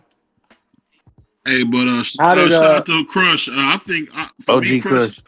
I give it a C. He got some work to do, but it's good that we seen it. It's just like when my man Abdullah Mason got put in his pockets. It's good to get those fights so you can see what you got to work on. How did After those Emiliano fights look? before. My bad, That's what I was BBO. just answering. That's what I was just answering. Yeah, he just got some work to do. He looked like, remember when BBO said he wanted Emiliano to face Antoine? He looked like if he get in there with Antoine right now, He'll get stopped. Emiliano will retire the next day. That's what he looked like. How about I mean, Richard Torres? How'd that go? Richard Torres stopped the dude in the second round the dude broke his nose. The dude got his nose broke, and they stopped the fight. A lot of broke noses today, Free. No, I've never seen nobody stop a fight from a broken nose. I have. I see somebody get their issue broken, leaked, and the referee was like, "Nah, you good." I've never seen that before. That's the first time I've ever seen somebody stop the fight. No, the doctor when he got his nose broke, the referee took him to see the doctor. The doctor squeezed his nose and he said, "Ah!" And they said, "No, we're stopping the fight." I was like, "What?" That man said, "Ah." That's literally what happened. The doctor squeezed his nose. The man said, "Ah!" And the doctor said, "No, we're stopping the fight." Water. That's crazy. I've never seen it happen like that before. Hey man, shout out to my man David Ruffin.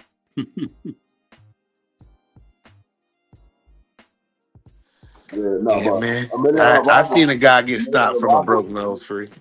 Emiliano Rogers was getting hands and feet put on him. Emiliano Rogers was putting hands and feet on him as well, but dude was landing some big shots on Emiliano Rogers. So I looked and saw it was a UD I'm looking at. Yeah, Emiliano Rogers was hitting this man with everything. Dude was not going nowhere. He was like, I don't care about that. He was digging to the body, catching him with uppercut, catching him with straight shots, right hooks, left hooks. Dude was like, I ain't going nowhere. I'm gonna be right here the entire night. I mean, when you hit your nose like that, man, it's gonna be super painful, man. So I can understand that much. I can understand that. Never had a broke nose. And dude was an older man too. Dude was 35 years old, 19-3. Yeah, he left the couch to come take. What they promoting? Keyshawn? Yeah, Keyshawn supposed to be coming back. Okay. Yeah, because he's coming back to fight. I think they're supposed to be trying to do the fight with Edwin De Los Santos. Okay. At 140, you gonna bring him up to 140? Yeah, they supposed to be trying to do it at 140. Yeah, I really want to see. I want to see Keyshawn versus Shakur, man. Yeah, that would be good. That's a fight I want to see. We'll never get it though. I'm trying not to talk about fantasy fights no more, but I want to see that fight. You ain't lying. The one more shot, he could have had his ish was pushed back. I'm looking at the highlight. His nose is deformed. Yeah. I mean, people gotta understand, man. Boxing is a tough sport, man. Tough sport, man. Do you think the recent incident that Keyshawn had that he's going to turn into AB? And I ain't talking about Adrian Bona. Nah. I think Keyshawn to get his ish together, to be honest. I think he had one bad night. He learned a valuable lesson, lost tons of money, embarrassed himself. After the first event went good with the brothers boxing, they did good. The sisters did great singing the national anthem. It was I was just so excited for Keyshawn, and then bam. Hold on, that is a good point. Edwin is now. He do got a different point. You right about that. He got a different op. Okay. Yeah. He not Frank fight. about to fight Francis Bartholomew. Oh, okay. Yeah, that's a garbage fight. Bro, But how long damn Edwin been out in the ring, bro? Edwin's been out of the ring since the Shakur Stevenson fight. That's nasty. about a year. I mean, what is he doing? I mean, he did get kind of screwed in his last fight, but Jesus. I mean, what you Nah, want him to do, Edwin, man? He That's can't why make nobody. Edwin was out of the ring because he had surgery. Yeah. That's why he was out of the ring initially. I thought he had a surgery. high ankle sprain that messed him up for a long time. It was a injury or something. I think he had surgery Okay. done, but I know he was injured. I know he had some type of high ankle sprain or something, but it was, yeah. Yeah, you ain't lying, He- brother Curtis. Eubanks was trying, but it's like one of the brothers in the chat earlier said that he looked just looked like drained and just like shot, bro. Like for the night, not for his career, but like it looked like he was having a problem in there mentally. Something was wrong. He wasn't trying as hard as usual. Looks like. Yeah, I think he was trying, but it's like his body wasn't reacting. He's like he couldn't. You know what I mean? He And I might feel like, have overtrained. He might have peaked too early. That's all. well, I want to see another fight. I mean, this is what they wanted anyway. So I want to see can Conor Benn knock him out now. I don't want to see that joint again. I didn't want to see it the second time. I definitely don't want to see it the third. I didn't mind a rematch. I know my brother Butchie was hype. Shout out to Butchie. Conor Benn. Hey, Conor Benn. hey, Price, check the private chat. I think I did it right. I don't know if I did it right or not. Yeah, I didn't mind it. I didn't mind the rematch. I I'm just gonna have to didn't screenshot that because I'll forget. All right, yeah, screenshot it. I got it. I don't be playing Undisputed online, man. They be cheating, bro, and they be like, I'll play, but it's whack. Oh my god. Yeah.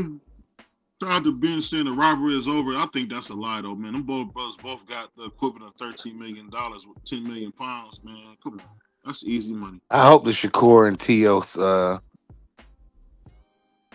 in the paper, man. I really do, man, because Teo got to show me something, man. Nice guy in person when you meet him, but, bro, you got to show me something, homie. If he beat Shakur, man, they're not going to give him credit anyway. Nah, I'm giving him credit.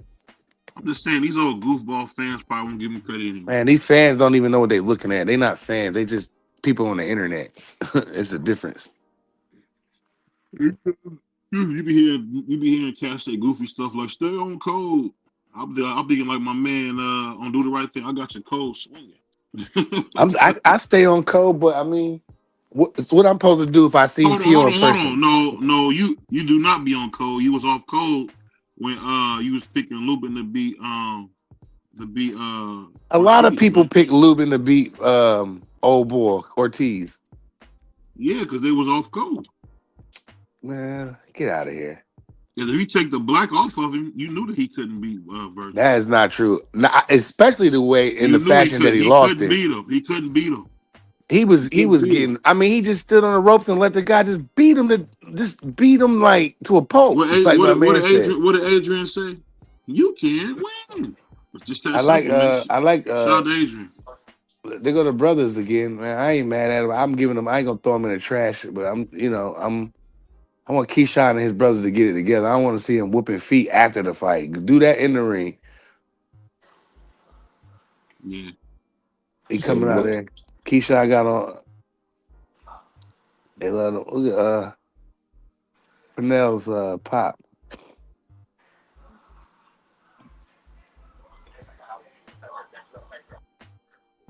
Yeah, he's doing something. Well, he said, yeah, Jack Catterall was in his bag, bro. He took Brother Curtis. He was cut real bad, and Jack Catterall looked like he was boxing in North Philly for about 11 months. And that dude he fought was nobody. Like I don't care what he fought, and that he was super elusive. Yeah, he like the same old Jack Catterall. Not to me. Bozy Ennis looked like he had that man ready to go. Ready to go where? To the store to pick up a brew? Man, he beat your boy up. He beat up Teo. Jack put hands on that dude, like for real. Who beat my boy up? Jack Catterall beat Teo up. No, they never fought. What are you talking about? They fought. And I'm thinking about Steve Claggett. Yeah, you gotta put that K2 down, man. It's messing your head up. Okay, I don't even Do they even still make that? Yeah, they do. Got You dudes putting in blowing the rocks. you That's blowing it crazy. right now. Nah, I got purple milk right now, but Hold uh, on, hold on, hold on. See, I from the, thought Virgil had an advantage, but I like Lubin similar to Errol. It's likable. yeah, I guess that's what Usman. it was. Hey, seeing 50 Cent was pretty cool. I don't know where my man Yeah, Eubanks got that big white coat. That coat was hard. yeah, they was front. Gang got that shit killer. Yeah, they was fly. Very shocked to see 50 Cent come out with Eubank. You know, I wonder, you know, he got to rock with him because 50 is a busy guy doing a lot of things. And for him to come walk Eubank down the ring that's crazy. I was not expecting that one. You got to remember how much ever he paid him. They got paid a nice little chunk, so it was like doing a little concert. Man, he probably how much he gave Not Curtis. You even know, that. Curtis ain't Not come out even. there for free. 50, Not even that. 60,000 maybe. Not even that. You got to remember, 50 always wanted to be in a boxing game. Maybe he gave him a little inside track on something. Who knows? Yeah, he had, he did a couple moves, but he got Man, up out of there. he ruined Gamboa, man. He ruined No, he Gamboa's didn't. career. He The saved man, Ruined the man's Gambo. career. the man Ruined started. his career. He started the money team. Oh Yeah, yeah, he did. yeah. But he 50 still Cent ruined started Gamboa's that. team. He was the one that gave Floyd the 50 is money a to good do it.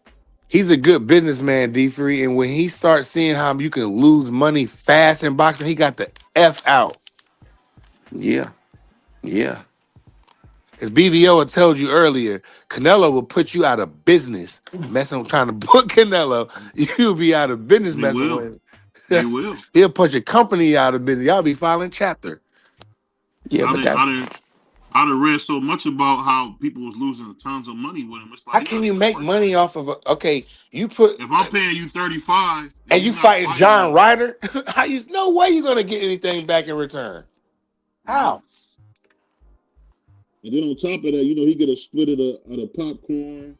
He get a split of the tickets. He get a split of the sodas. So it's like, Everything. Yeah, he almost put the zone out of business. They was losing billions of dollars at the. They just now. And who would have thought they'd be the sole survivor right now?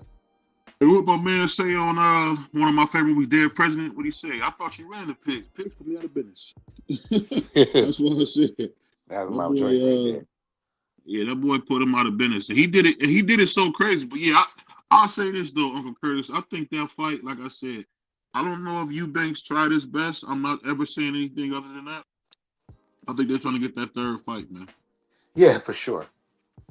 It will be a third fight, but I don't know though. Eubank looked like he didn't want to fight after that. You know what I mean? The way Yeah, he was he talking. 50 did look fly out there, man, with the chains and the white fur. I don't know what song he had because I was out driving. I Many don't know if it was men. back at that. Yeah, that's hard. That's Yeah, hard. that's tough. Hey, my favorite song is by 50 Cent is that what is that song, man? What do you say? Uh it's on the second album. I like the Massacre. For me, the Massacre is my favorite album by 50 Cent. What Over do you Get say? Rich. That's crazy. For me, you gotta remember I was only 13 when I came out. The massacre. I like the massacre. Massacre was My when I was favorite song 15. by 50 You Cent talking is about? that. You talking about? All through the hood, I keep hearing niggas saying that one is tough. No, I'm what he so say? What he say? that's hard. Screws lose, show respect. What he say? Screws lose, show respect. You can get your ass whipped. I ain't gonna say the other part. He was going crazy, man. Yes, I know Fifty you're that talking dude, man. about. Yeah, My all-time I rock favorite with rider song Curtis. music, by rider 50, my music. all-time favorite is Back Down. Off Yeah, Yeah, of Get Rich or Die Trying. I love that song. that's a because when hard that joint song. first came out free, I was just like, yo, man, he going at you. But he had that song back in the day. Learn how to, like I don't want to say it, but it was a song where he was just naming all the rappers' name. Yeah, I snatch, pun, piece, and run. He weighed 500 pounds. How you gonna catch me, son? 50 was yeah, talking. I was like, yo, he's talking yeah. about the ghost face. Nobody That talked rider about the music, Wu-Tang. that rider music song Know how is to cold. take over the industry. I know what you're saying, though. Yeah, I know the yeah, name of it. yeah. The industry joint, yeah. But no, that back down hard with I think Eminem was on that beat, and 50 don't back down everywhere I go. Keep it, you know what I mean? Hey, 50 be talking. my favorite part of that back in the day when they had the DVDs, when my man Black Child said they flipped the lights, I start poking. Yeah, that Shout out was to crazy. Black Child. Shout out to Black Child. Not Black Child. Black. That was his name, Black Child. No, Black Child is the producer. No, that's Dark Child. But You talking about Black no, Tie? Black Child. Black yeah, Child. Cadillac Ty. Yeah, No, I'm Black. talking about Black Child. Black Child, the dark skinned dude. That brother said when he hit the lights, he sliced Curtis up. Nah, they did get him on that one though. Yeah. Ja Rule and his camp did run down on him on that one. If it wasn't for the money, cars, and shoes, and wow, I can't. I love that song by Ja Rule. Yeah, that joint go hard. Kels was there. That joint's my joint too. That's on my playlist. And I'm still here. Thought I was Kelly one gone, of the but I'm best. still Kelly one here. of the best. If y'all ever, when I was a little kid, I used to love that hotel song. What he said, meet me in my hotel suite. Shout out to my man Kels, man. He a freak, but that was my brother Cassidy's used to joint. sing. Yeah, but that was R. Kelly's song. You really barely heard R. Cassidy. Swiss definitely threw Cass an alley-oop on that one. Nah, Kels threw him alley-oop. That was one of Well, Kelly's Swiss is the hardest one that runs. got Kels to pull up.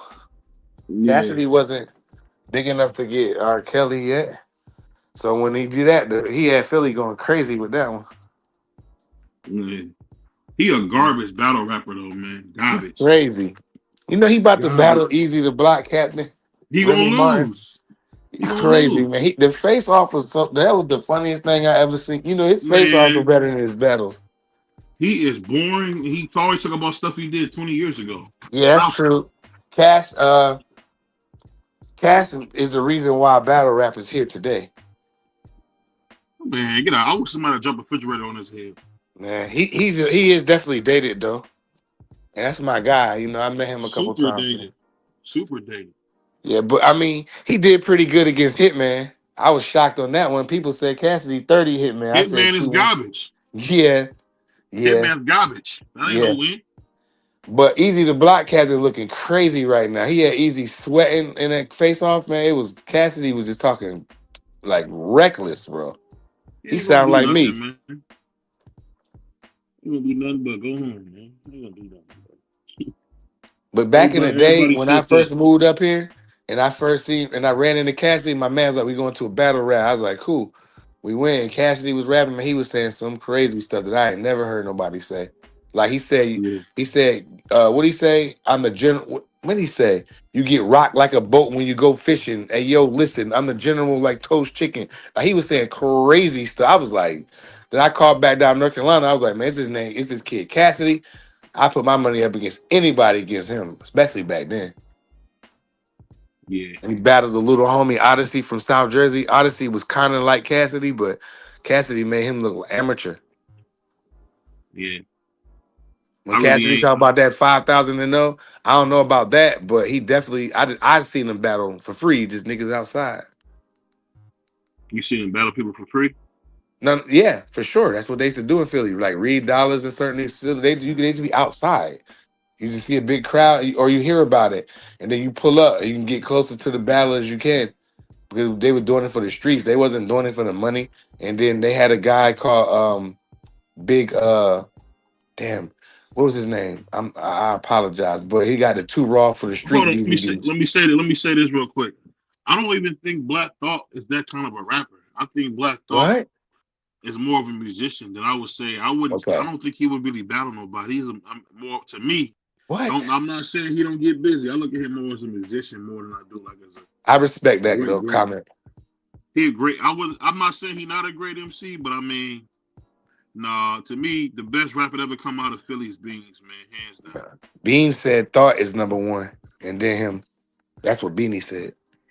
Yeah, but he's lying. But I kind of agree with you though. He's more of but yo, when he wants to, see, he'll get in your face and talk. He can rap with anybody. He can rap with anybody, but that don't mean that's not what he's here to do. He's here to make great music. Man, he here to make good music. If he put his foot on your neck, bro, you don't gotta agree with me. You ain't gotta agree with me. That's my cool. opinion. Nah, you good. No, I was just saying my brother Crush said was talking crazy, but I really think when I think about Black Thought, I think about him making great music.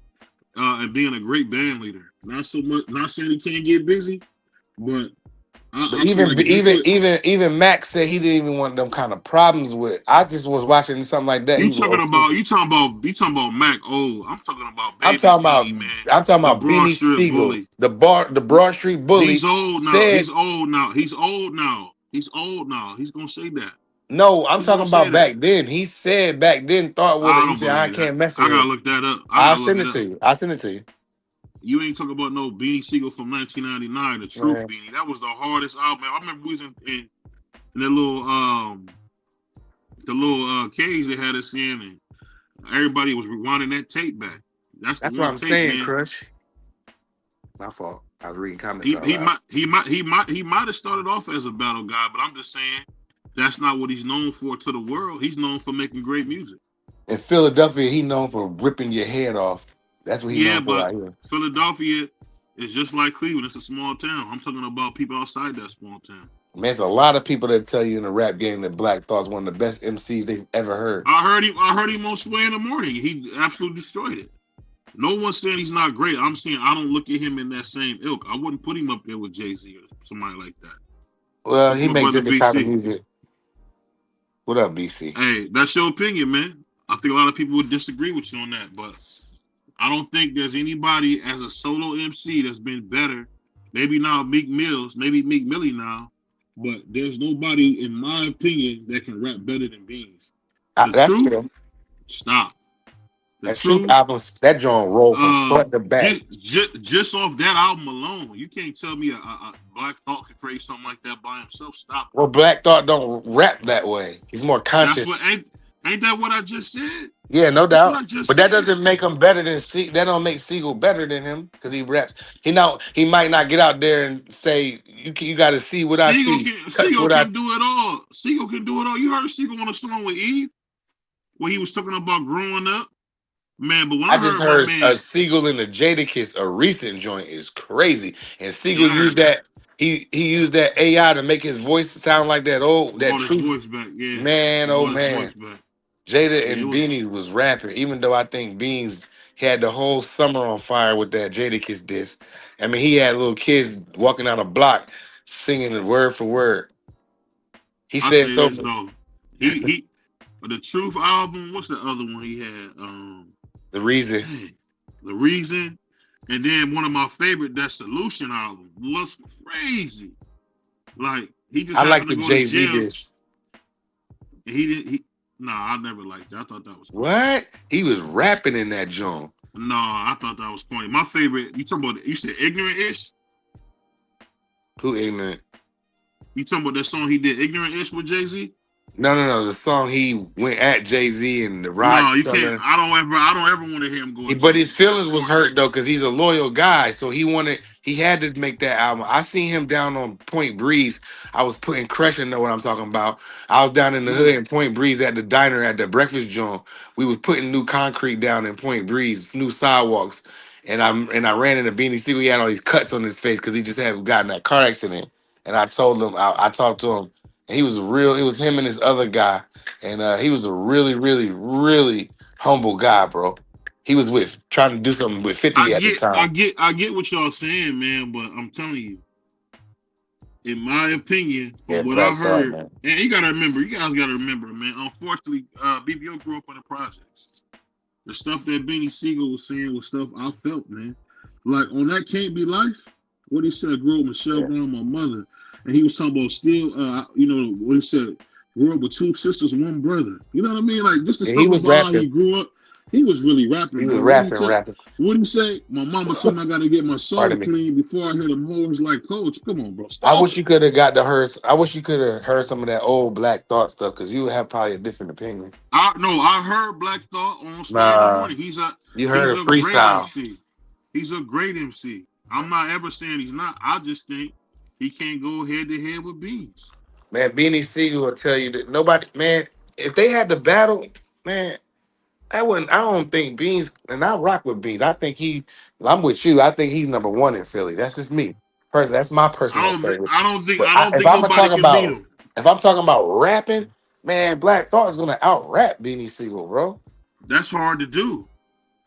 Well, that's what make him number one. Let me tell you something funny about them Philly boys. At one time, people don't say this. Beans was the best at Rockefeller. Yeah, no doubt. No, you're not hearing me.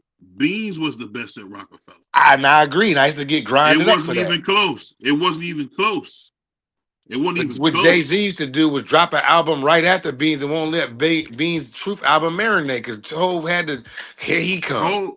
Hove had songs on that song. So what? Beanie Siegel with Kanye West? Do anything. Kanye West? Your favorite song on that album? What's Your Life Like and The Truth and all that? I think Kanye was on them beats. That's when Kanye was still raw. You know what I'm saying? But Beanie Siegel would out-rap Jay-Z. Man, come on, man. Man. On that, even though what we do is wrong, that boy Hov had to give a classic, bro. That dude said even back then I was a king at ROC. Every time you heard his best lines, his Beans was probably on that joint. Because Beans was pushing him. And Hov was still competitive. Hold on. Y'all see what's in the chat.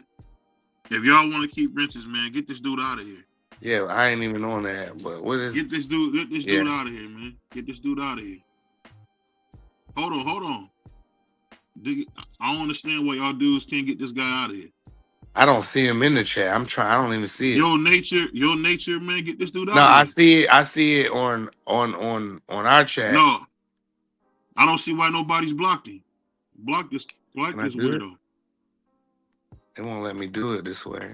But what we got riches for, man? What we got riches for?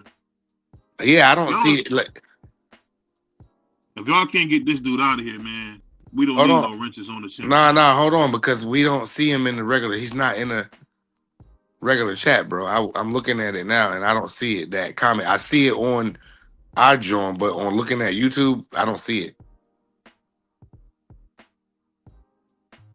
I'll take care of it. There you go. I couldn't do it. I don't know why we got riches, man. It's crazy. We can't get. Nah, bro. I'm trying to tell you. I'm trying to tell you, bro. You can't see it in the chat. Oh, okay. I see it. That's what I'm trying to tell you. That dude was a weirdo, man. Yeah, we ain't doing that. But anyway, I mean, Beanie Siegel was Shoot to my brother Dez 215. Listen. I don't want y'all to mistake me saying my opinion. I love Black Thought. I think Black Thought is no, not you, Des. I think Black Thought is a great MC, and I don't use those words very often. I think he's a great MC. But I'm gonna give you guys my top 5 because people don't realize how I look at rap. My favorite rapper of all time is Big, Mace, Cameron, Ghostface Killer, and Scarface. That's tough. I ain't mad at that. I ain't mad at that personal. Because that's what I like, man. Because I never heard nobody talk about being poor until I heard Ghostface. I never heard nobody rap about being poor like that. Ever. Like, dude was like, what do you say? I got 8 ravioli bags. Shout out to my man Ghostface. and definitely, to me, when I heard fly nigga music for the first time was Mace, man. Like, I love Mace. Mace could rap, man. He can rap, man. Mace could really rap. Cameron, when I heard my man Cam say I got computers, that was corny. I was always a fan of him, man. Me too. I like the SDE album. I did too. That What Mean the World to You, when he was rapping about being in college in Texas and all that. He was really spitting. Yeah, I like that. I don't care what nobody say. Nobody can mess with Big, because nobody's as funny as Big. Big is hilarious, and then he be rapping his butt off too. You be like, this dude crazy. I don't know. I think Big L was rapping, man. Man, Big L, man, he can't compete with no Big, man. Stop. Wow. Big, get out of here, man. Before they made that Young Brother check, man, Big L was rapping. Did you hear that old freestyle? Man, he said you ain't as half as raw. I'm somebody better. What'd he say? Before I crack his jaw, you running with boys, I'm running with men. He was going crazy on you. Ain't never heard that one, did you? I'm making wonderful figures. And when people talk about J. Cole, I like J. Cole. I like Kendrick. Yeah. Cole, to me, them ain't nothing but like Talib Kweli dudes. Like, I've never been a big fan of Talib Kweli. I mean, I've I've always been like my brother, super my brother C Wood. I always been like my brother Hove. You kicking knowledge? Man, that stuff is garbage. Yes, he was. He was. Big L was way ahead of his time. Man, He wasn't was even the saying best from stuff like that. Harlem. He was saying stuff like that back then. Imagine what he would say today. Stop. Mace, man, is the best to ever come out of Harlem. Man. You bugging. You L, just man, young. You're not bugging. You just young. Big L wasn't even the best at digging in the crates. I thought Fat Joe was better than him at digging in the crate. Not rapping, but just persona, man. Yeah, the Genius was. I like the Genius too, BC. Y'all might be too young. Y'all might be too young to know about Lord Finesse. You know what I mean? Joey Crack. You know what I mean? I was a big fan of digging in the crates. So y'all can't do this hip hop stuff for me. Stop. What he said? You too young. He said Max Biggeville home. Yeah, RP. I put like this. One thing I will say about Jimmy Jones, he got a lot of bad press. Yeah, he did Stack wrong. Yeah, he did some guys wrong. But man, come on, dog. Nobody's perfect. He didn't know that stuff would end up like that. Yep. But he said Mace was in L's shadow. He was for sure. He was older. But if you look up the stuff about Big L was a dirty dude, man.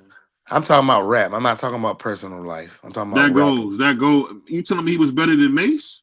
Yes. What, the one that told the girl Mace got his whole thing. Get out of here, man. L was talking that fly Harlem-ish.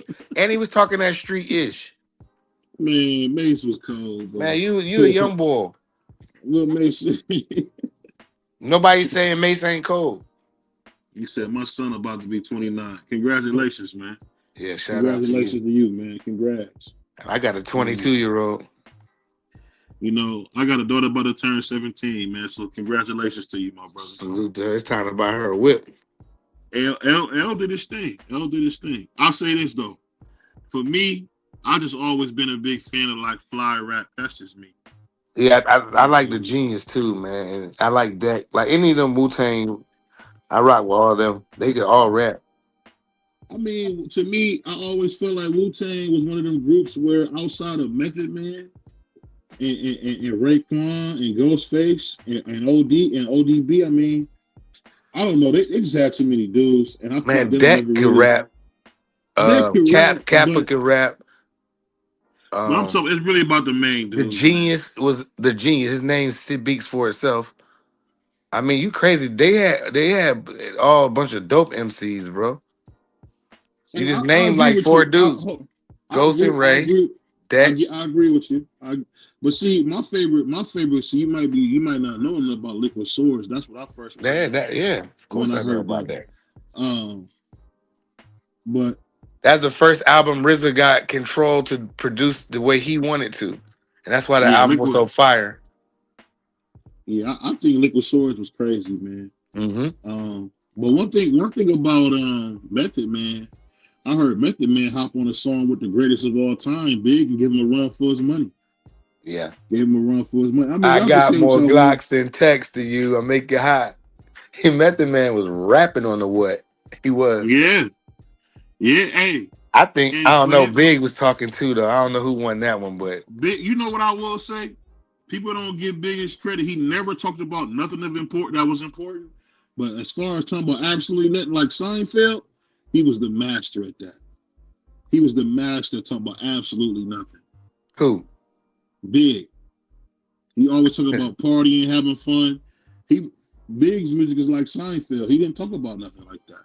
The video game. I remember that, Joe. That one was crazy. Yeah, that was a crazy game. That was a crazy game. The RZA, you know, he on that kung fu-ish, man. Yeah, that was hard, man. What do you say, from the streets of Shaolin? When I got to see Staten Island, I'm like, this ain't no Japan. I like that. I like that RZA song on, what was that? Rhyme and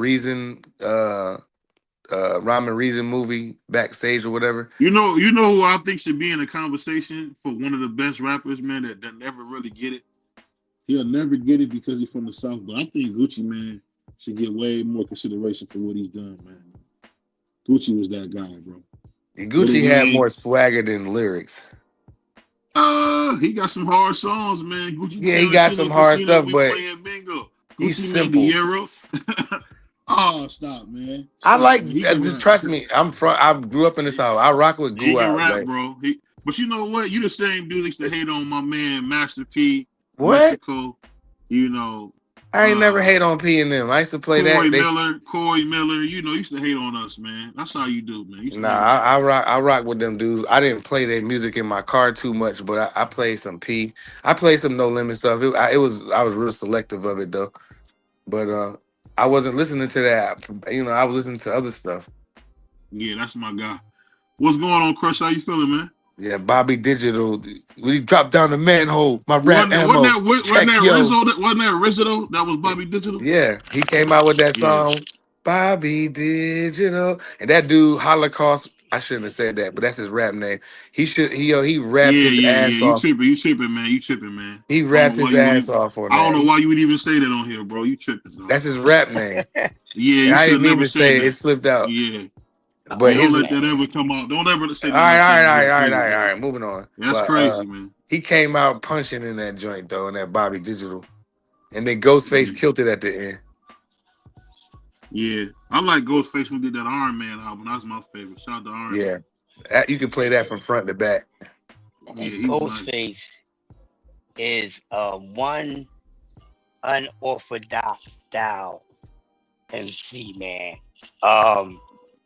He's one of the best storytellers ever, too. I put him in the top 5 storytellers all the time. He tells some stories, Jack. Iron Man, it's a classic. Daytona 500 is my song, man. Like I like Cam A on that joint, Crush. Yeah, Cam A is nice. That whole album was nice because I was banging it. I was a Wu-Tang fan. I remember when they came to Philadelphia. The very first time they came to Philadelphia, they came to a club. Bobby Dance was the first one to bring the entire Wu-Tang clan to Philadelphia. And he had them in a small club that was named Dances, right off of 7th and Filbert. That tour bus that they talked about, they came deep on the tour bus. Listen, they come in there. It was a Wu-Tang weekend, y'all. They had to do 2 shows. They had to do a Friday show and a Saturday show. That's how crazy it was. And at the time, they couldn't get like the Wachovia and any of those spots because they were booked. But man, when I tell you, it was buck wild. Shout out to ODB Restwell, man. This dude, they looking for him. They call the group out on stage. And as y'all learned about ODB, he gets lost in every city that he goes to. You know, he's comfortable like that. But anyway, they called for him to come and do his part on Shame on the Nig. He ain't on stage. They've been going on for 20 minutes, dog. He in the bathroom getting some fellatio, man, by one of the girls that was like a part of the promotional team, one of the flyer girls. But it was an amazing weekend, man. Like, listen, I got stories, man. I'll say this, man. I always felt like, and it's weird for me because, like you said, I'm a little younger than them. When I heard Master P on Versus, it was funny because hold on, we got some background. Hold up, that's me. Hold up. That's not the Master P I remember. The Master P I remember is Uncle P. So when I heard him like going crazy, I was like, dang, this is a song. You would like to hear him do what like people don't know him and UGK, man. They make some of the best songs together. No Limit. I feel like some of UGK's best songs was good with them. I like UGK. I love True Records, man. Yeah, so when I watched that verse, what you think about it, BVO? Who you thought won? I'm asking you because I asked a few people about it. What verses you talking about? For me, No Limit. It was No Limit against Cash Money. Yeah. Cash Money was supposed to win, but No Limit outperformed him. Yeah, that's what I kept on hearing because I didn't watch. See what I thought. The only thing I thought that they did wrong to me,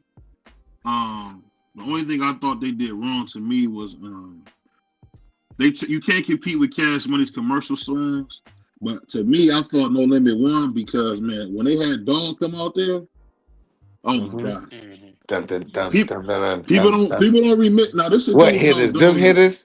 Go Hold on, get hold on. Let me them. finish what I'm saying real quick, brother. I don't think people understand that when you talk about dog, you talking about one of the greatest rappers we ever seen. He don't get his credit. He's from a slick Rick tree, so he don't necessarily get his credit. But Dog is one of the best rappers of all time, bro. And for him to be there, to be in his No Limit stuff, and I just tell you how legendary he is. He was Death Row. Then you had him do his thing with Master P. I mean, shout out to Dog, man. That was cold, man. That Layla was amazing, bro. Mr. And Ice Cream, man. And he rapped with no backup or nothing. It was just straight him, man. Yeah. Snoop Dogg, he's a good freestyler. Yeah. Dog. I love his freestyle, man. Dog is one of my favorite freestyles. And I had got into I got attacked, yo. I was by myself, and I got attacked by some real hip hop stubborn-minded people. I'm just a real-minded dude. These dudes are true hip-hop idiots. You wouldn't want to talk to them. You're bang your head against the wall. And I brought them up about freestyling, man. They dogged me out. And I said, you know what? I said, I got one thing to say. Y'all know about Roger Mayweather? They said, yeah. I said, just like he said, y'all don't know shit about boxing. Y'all don't know nothing about hip-hop. And I walked away from him. Don't know if they mind. I said, your mic, Crush. Your mic. Snoop Dogg. I said, I'm not. My mic. God damn, BVO, you. Yeah. I can't hear you, man. Your mic is You're breaking up pretty bad. Yeah. No, I was done. Go ahead. No, we didn't hear nothing you said. Yeah, I didn't hear you. Yeah, we didn't hear nothing you said, bro. Can you hear me now? Yeah. Go ahead. Say everything you said again. We didn't hear nothing you said. Yeah, I just said that I gave him the Roger Mayweather treatment, man. You know, I just told him they ain't know nothing about hip hop and told him to go listen to some damn freestyle instead of worrying about the lyrical content. We were just talking about the flow. You know, because you got guys that can flow and you got guys that are good lyricists, but they don't have a good delivery. You know what I mean? And you have vice versa. And then you have some that just have the whole total package. Nas is one of the greatest MCs that ever touched the microphone. And I mean his debut, that oh my God, man, that verse that he did at Live at the Barbecue. Oh yeah, we talking about Large Professor. I took that song. Oh, that was when I took his verse and what's that dude's name? Yeah. That was Large Professor. Source and yeah, your mic, Russ, your mic is like we can't hear nothing you saying. Your mic is bad, brother. Yeah. Go out and come back in, Crush. Yeah, we can hear nothing you saying. Just on me.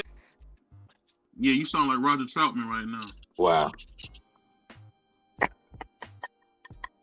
Yeah, we can't hear nothing you saying, brother. I did too, C-Wood. I like that Bobby Digital-ish. That joint was rolling. Hey, my favorite, I ain't gonna lie, maybe because I'm younger, I kind of like listening to the Chronic a lot, man. Oh, yeah, no doubt. That Chronic was crazy, bro. It had the production, everything about it was lit.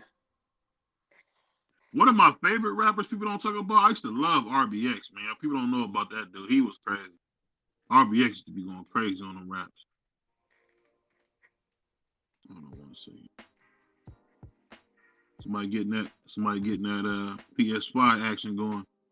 But yeah, we're gonna hear from my man Crush. Now we're gonna get out of here. I'm gonna play a little golf before I go to bed. Golf? That new golf game golf? is crazy. I got that 2K15 golf, man. That golf is crazy. 2K15 golf? Sorry, 2K25 golf. My bad. I didn't even know they had that. Or as my grandma would call it, 015. I fired up my station because I was about to watch some. What my grandma said, I just got a brand new 09. What's it? 019. I got a brand new 019. Rest in peace, man. She said she had the 019. Yeah. Hold on. Fountains of Pain. What he say on that Bobby Digital? My bad, Riz Daddy. My bad. I hit the wrong button, man. That's my fault. I hit the wrong button. But you clapped him? Yeah, that's my bad. I hit the wrong button. Yeah, I'm Yeah. trying to get the trolls out of here, man. That's my fault. Yeah, you good, Red. Yeah, my bad. Yeah, I don't know what's going on with your mic. Your mic is like real choppy. Cause you were saying some good stuff we couldn't hear. Yeah, can you hear me now? Yeah, it's still real choppy. I don't know. It's just real choppy. Yeah, hold on. Yeah, you remember that Wu-Tang show? I hated that guy that played RZA. But that Wu-Tang series was pretty good, bro. Oh, the series? Oh, I think the series was good, but I had to go back and watch that whole series over when I listened to how one of the members felt about it. So when I heard how Ghost felt about it, I was like, I gotta go back and watch it again. But he was like, it was a lot of stuff. It is. But they had to make TV. It's not gonna be perfect, man. It's not gonna be perfect. He's like he said him and Ray never beefed like that. You know what I mean? Yeah, said it wasn't that serious. You know what I mean? Yeah. But I ain't gonna lie, you guys said that RZA was a punk. You guys was disgruntled. We got 10 men in the group. Somebody's gonna be disgruntled. Him and it was like who else was it? It was him and somebody else that was disgruntled. But everybody else knew that. What you guys say? What you guys say? Mike Tyson POS. He wrapped the earrings up my mother's ear. Yo, man, he was just a hothead from the rip, Yeah, he had a chip on his shoulder. Yeah, he really did. He didn't understand like some of the stuff. He still wanted to be in the streets and stuff. You know what I mean? And Bobby was trying to keep him out of the streets. Like all he had to do is rap. But he was missing a lot of stuff too, bro. I don't think they was getting their money, man. That's what They definitely was getting their money. One thing RZA did was not cheat people out of money. He was getting an extra check because he was the producer and the mastermind. People, Method Man praised RZA to this day. Look how Method Man turned out. You got to take your career and run, and that's what Meth did. Meth is something different. He a superstar. So did Genius. The Genius, he did his thing. Ghost and Ray did their thing. I mean, who else? All of them brothers did. There's a couple of them that I mean, they said that short dude with the afro. I can't remember his name. Was Sean or he had like a funny name. What was it? It used to be him. It used to be this dude named Price Bearer and what's the other dude's name? I can't think. My bad. Well, yeah, I remember dude tried to chop his nuts off. It was crazy. That's crazy. I'm being honest. Yeah, he tried to chop his nuts off, man. What you watching? You remember that dude Price Bear that was high on drugs and trying to take his manhood off? No. I remember that. Like he's part of Wu-Tang. Yeah, he's with Wu-Tang. Price Bear. Oh, Price Bear. Yeah, Price Bear. Yeah. If you like Wu-Tang, I know you know who Price Bear is. Yeah, he was something crazy. He said, Killer Priest is my man. We got John here. Where's John? I ain't see John here. John was the nigga that you clipped. Oh, that was John? Oh, yeah, that's John. That's nigga John right there. John was fooling. Hey, BVO got him. He got him on the accident on the flyby. But that's the homie job right there. Somebody got some background, like yeah, you know he's hard. You know that brother from LA. They love The Price is Right. You know he had Jeopardy on right away. That sound like that sound like Family Feud. Yeah. Better yet. Good morning, gentlemen. Oh man, salam alaikum to my brother, man. Wa alaikum salam, brother. Stop that shit though. Cause you're not Muslim, nigga. You're not Muslim, knock that shit off. Have more respect than that, BVO. Like, nah, for real. Nah, I fuck with you, son, but don't do that. Hold on, I thought he was Muslim. That's why I said that. Yeah, I am, but you're not. Me saying it back to you is not respectful. Get out of here. No, you said it to me like you greeting me like you me, but you ain't like me. be like you. It's cool. I'm gonna whenever love you the same way. I'm gonna love you the same way. You still my brother. Whenever I meet my Sunni brothers, man, I always say that to them. Try Yo. to respect and love. Yo, listen, I fuck with you, BVO. You a funny motherfucker though. Hey, bro, you cussing crazy. I guess it is late, but you cuss that brother can cuss. All right, pardon me. Nah. My family took a loss this week, so I've been in my bag. That's why y'all ain't seeing me like that. I was being scarce, and I try to be respectful and represent myself properly, because the world don't owe me nothing. You know what I'm saying? But like sometimes life is for real, bro. And I'm at an age where like I take things different, man. I ain't going out my way to be no kind of way to nobody. I try to lead with my good foot. You know, it's funny you say that, man. I was reading this book, man, and it was basically like talking about the power of love and care. And I think sometimes people don't understand that, man. It's very important, man, to really do things the right way. Yes. If you want to get the right results. So, like, for instance, like with me on YouTube, I had to change my whole style. I had to be more like Jim Lampley, man, right down the middle. I'm biased. Wow. You're not down the middle. Yo, you're very not down the middle. But I understand what you're saying. Yo, you like a spot of controversy. You like that chip, and I ain't mad at it. No, not me. It's me, bro. Hold on. It's me, baby. Don't say that. Don't say that. It's me, baby. Don't say that. It's me. It's healthy. What you mean? Yo, you hear how you rapping to me? It's me, baby. You hear how you rapping to me? Hey, that nigga BC said you don't have to change, dog. Just be you, dog. You gonna be enough. It's me, baby. Don't do that. Don't do that. What my man said on there? It's Skippy, baby. What you talking about? Check this out, though. Check this here, baby. Next time you bring your ass to New York, I better see about you, man. Because we should have been did that. I come down to the Buffalo. I'm gonna be there the 31st, man. I'll make sure I see you. Say that. I thought it was in January. It's the 31st of January. Oh. That's cool. Yo, so long as I'm alive, bro, I'm gonna come see about you. Hit my line. You got my number. Man, you know what I was gonna tell you, man? One thing I gotta say about New York, it's like getting safer, dog.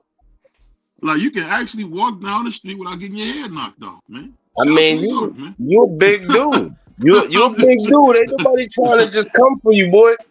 I remember being a little kid walking them same streets, scared to death. Well, welcome to adulthood, my brother. Where you ain't got to be afraid of that, because you know you in control of it.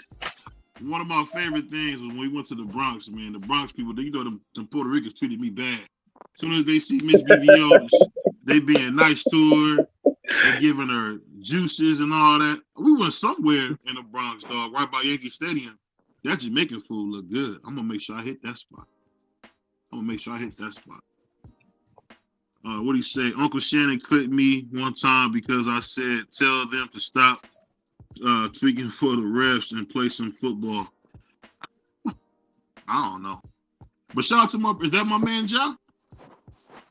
Yeah, that's Ja right there. That's the nephew. Oh, man. Shout out to my brother, Ja, man. This brother, man, he alive with his back straight. Shout out to Ja, man. I love that brother. But let me ask you this while I got you up here, BC. What's good?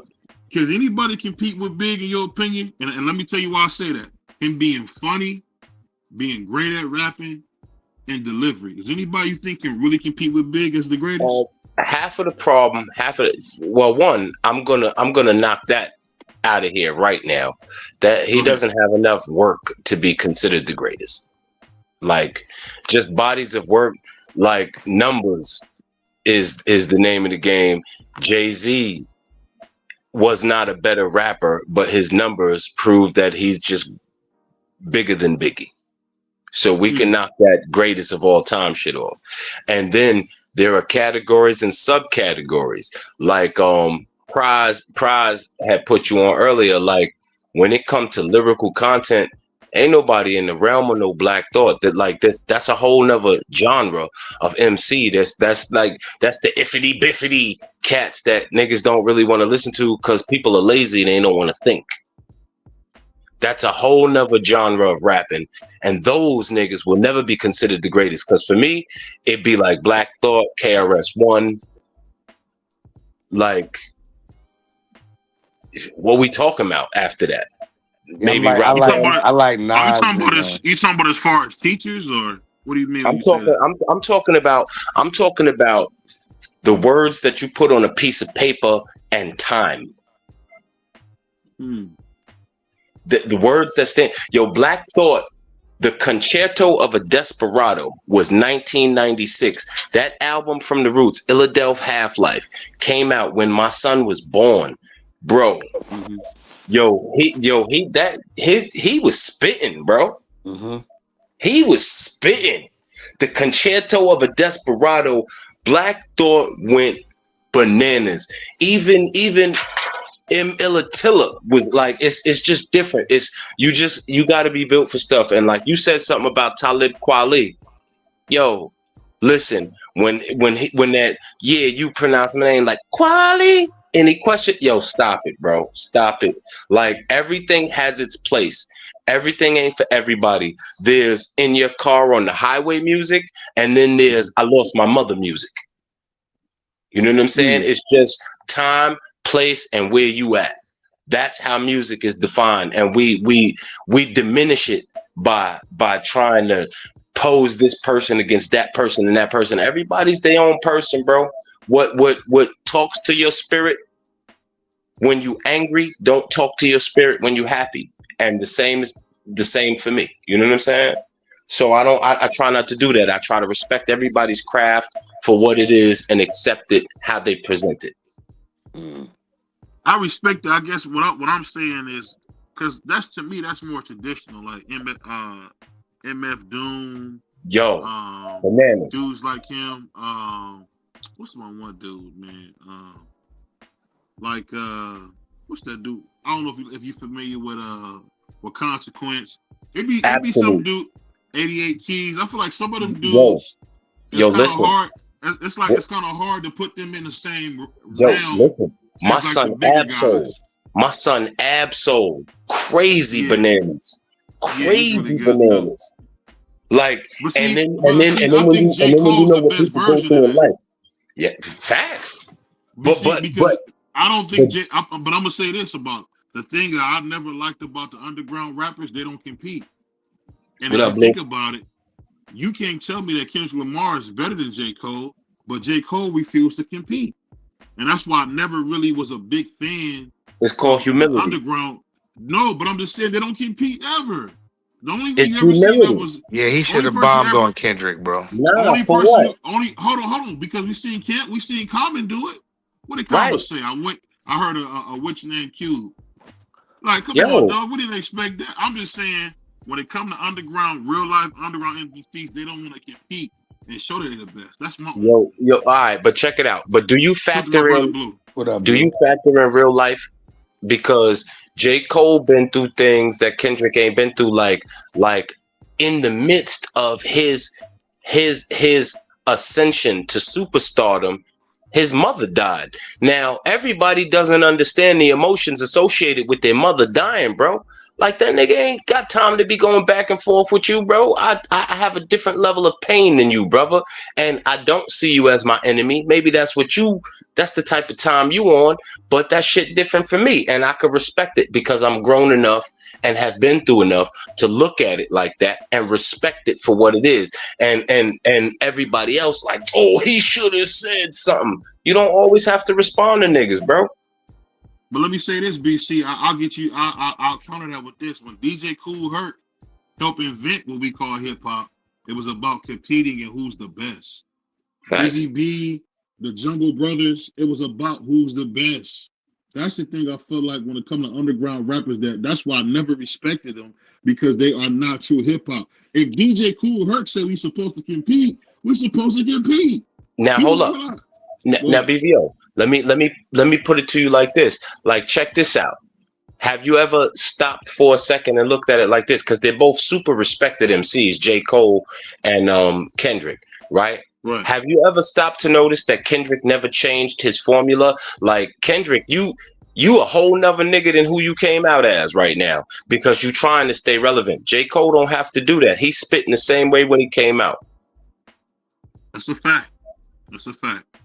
But this is my thing. I like Enes. You talking about Enes from Making the Band? I like him. He was nice. He's nice. I think I like him better as a ghostwriter. He gimmicky. MC. He gimmicky. He a punchline nigga. Yeah.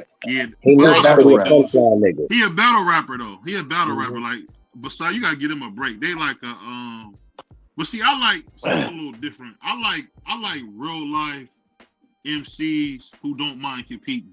The thing I always got respect for Drake is he understood what Kool Herc told us to do, and that's compete and show who's the best. The whole first battle we had when we had Busy B versus was it Kumo D that went at it? I think so.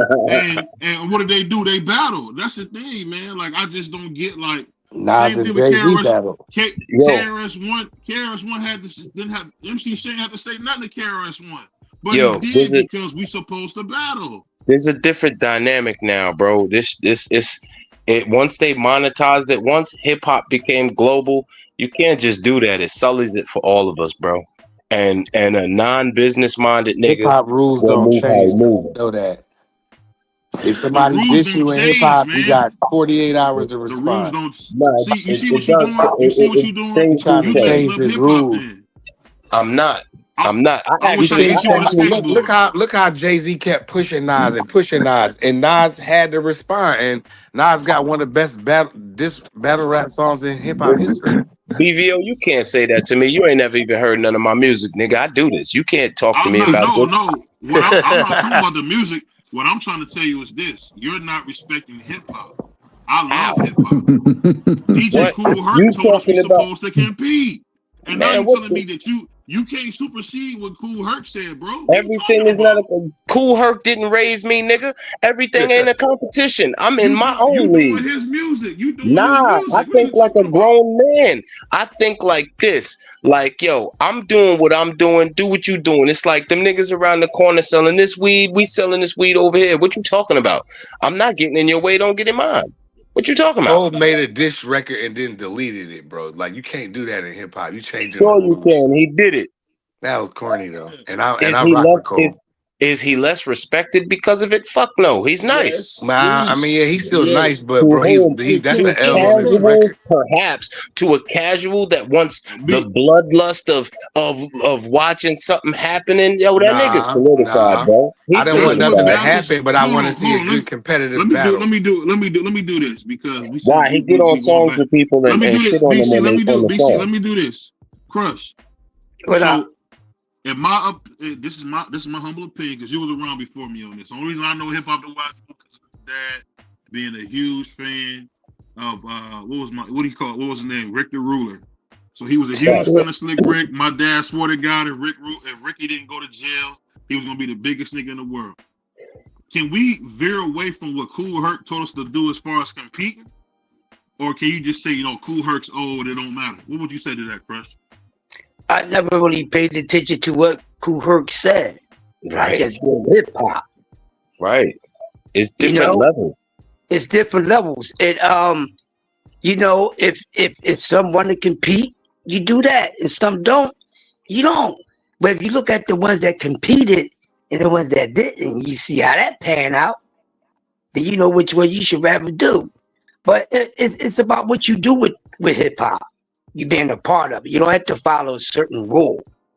I mean, just don't be a culture vulture. But there's so many of them.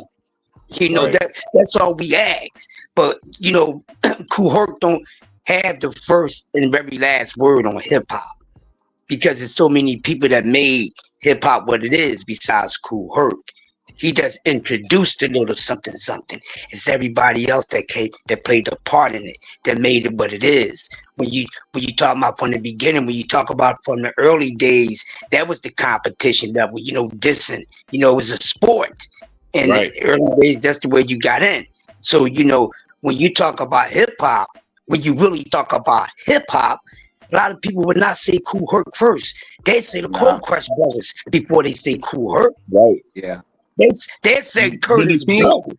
Hold on, let me finish, BBO. Go ahead. They said Curtis Blow before they said Kool Herc.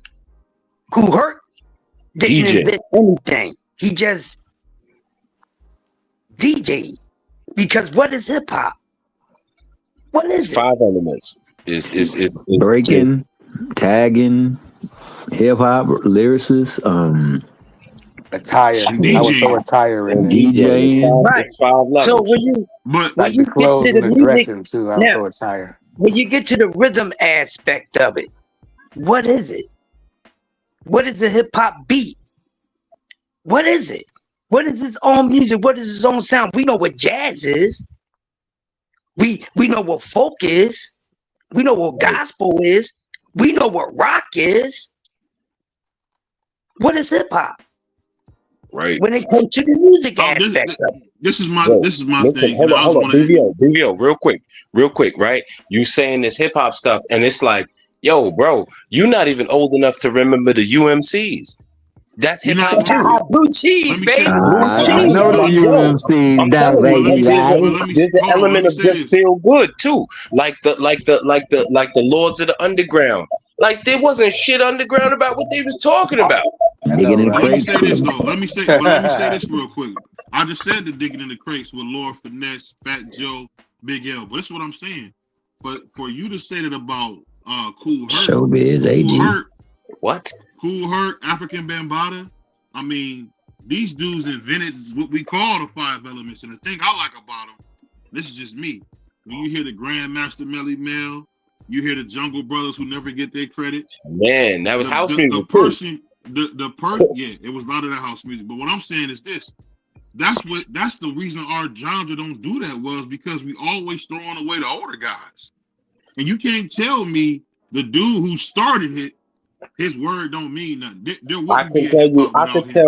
I could tell you from your perspective, that's the dude that started it. But me being from the humble beginnings that I'm from, that's not necessarily what started it. We could argue whether it started in Philly or the Bronx. That shit is arguable. I am 48. Hip hop is 51. Crush could tell you better than me. But it doesn't matter where it started. It matters where we at. And where we at with hip hop is a really bad place. Go ahead, my bad. Go ahead.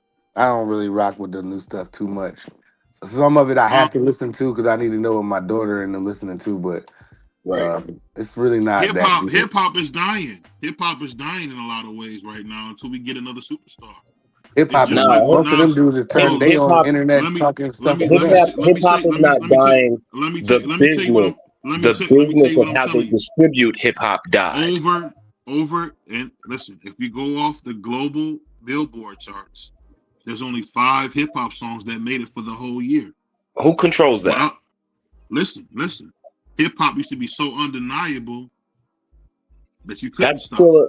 That's still a you're talking about it from a business standpoint. You're not talking about it from an art standpoint. Hip hop is an art. You're talking about the business side of an art. That's not fair. The biggest guys are the best.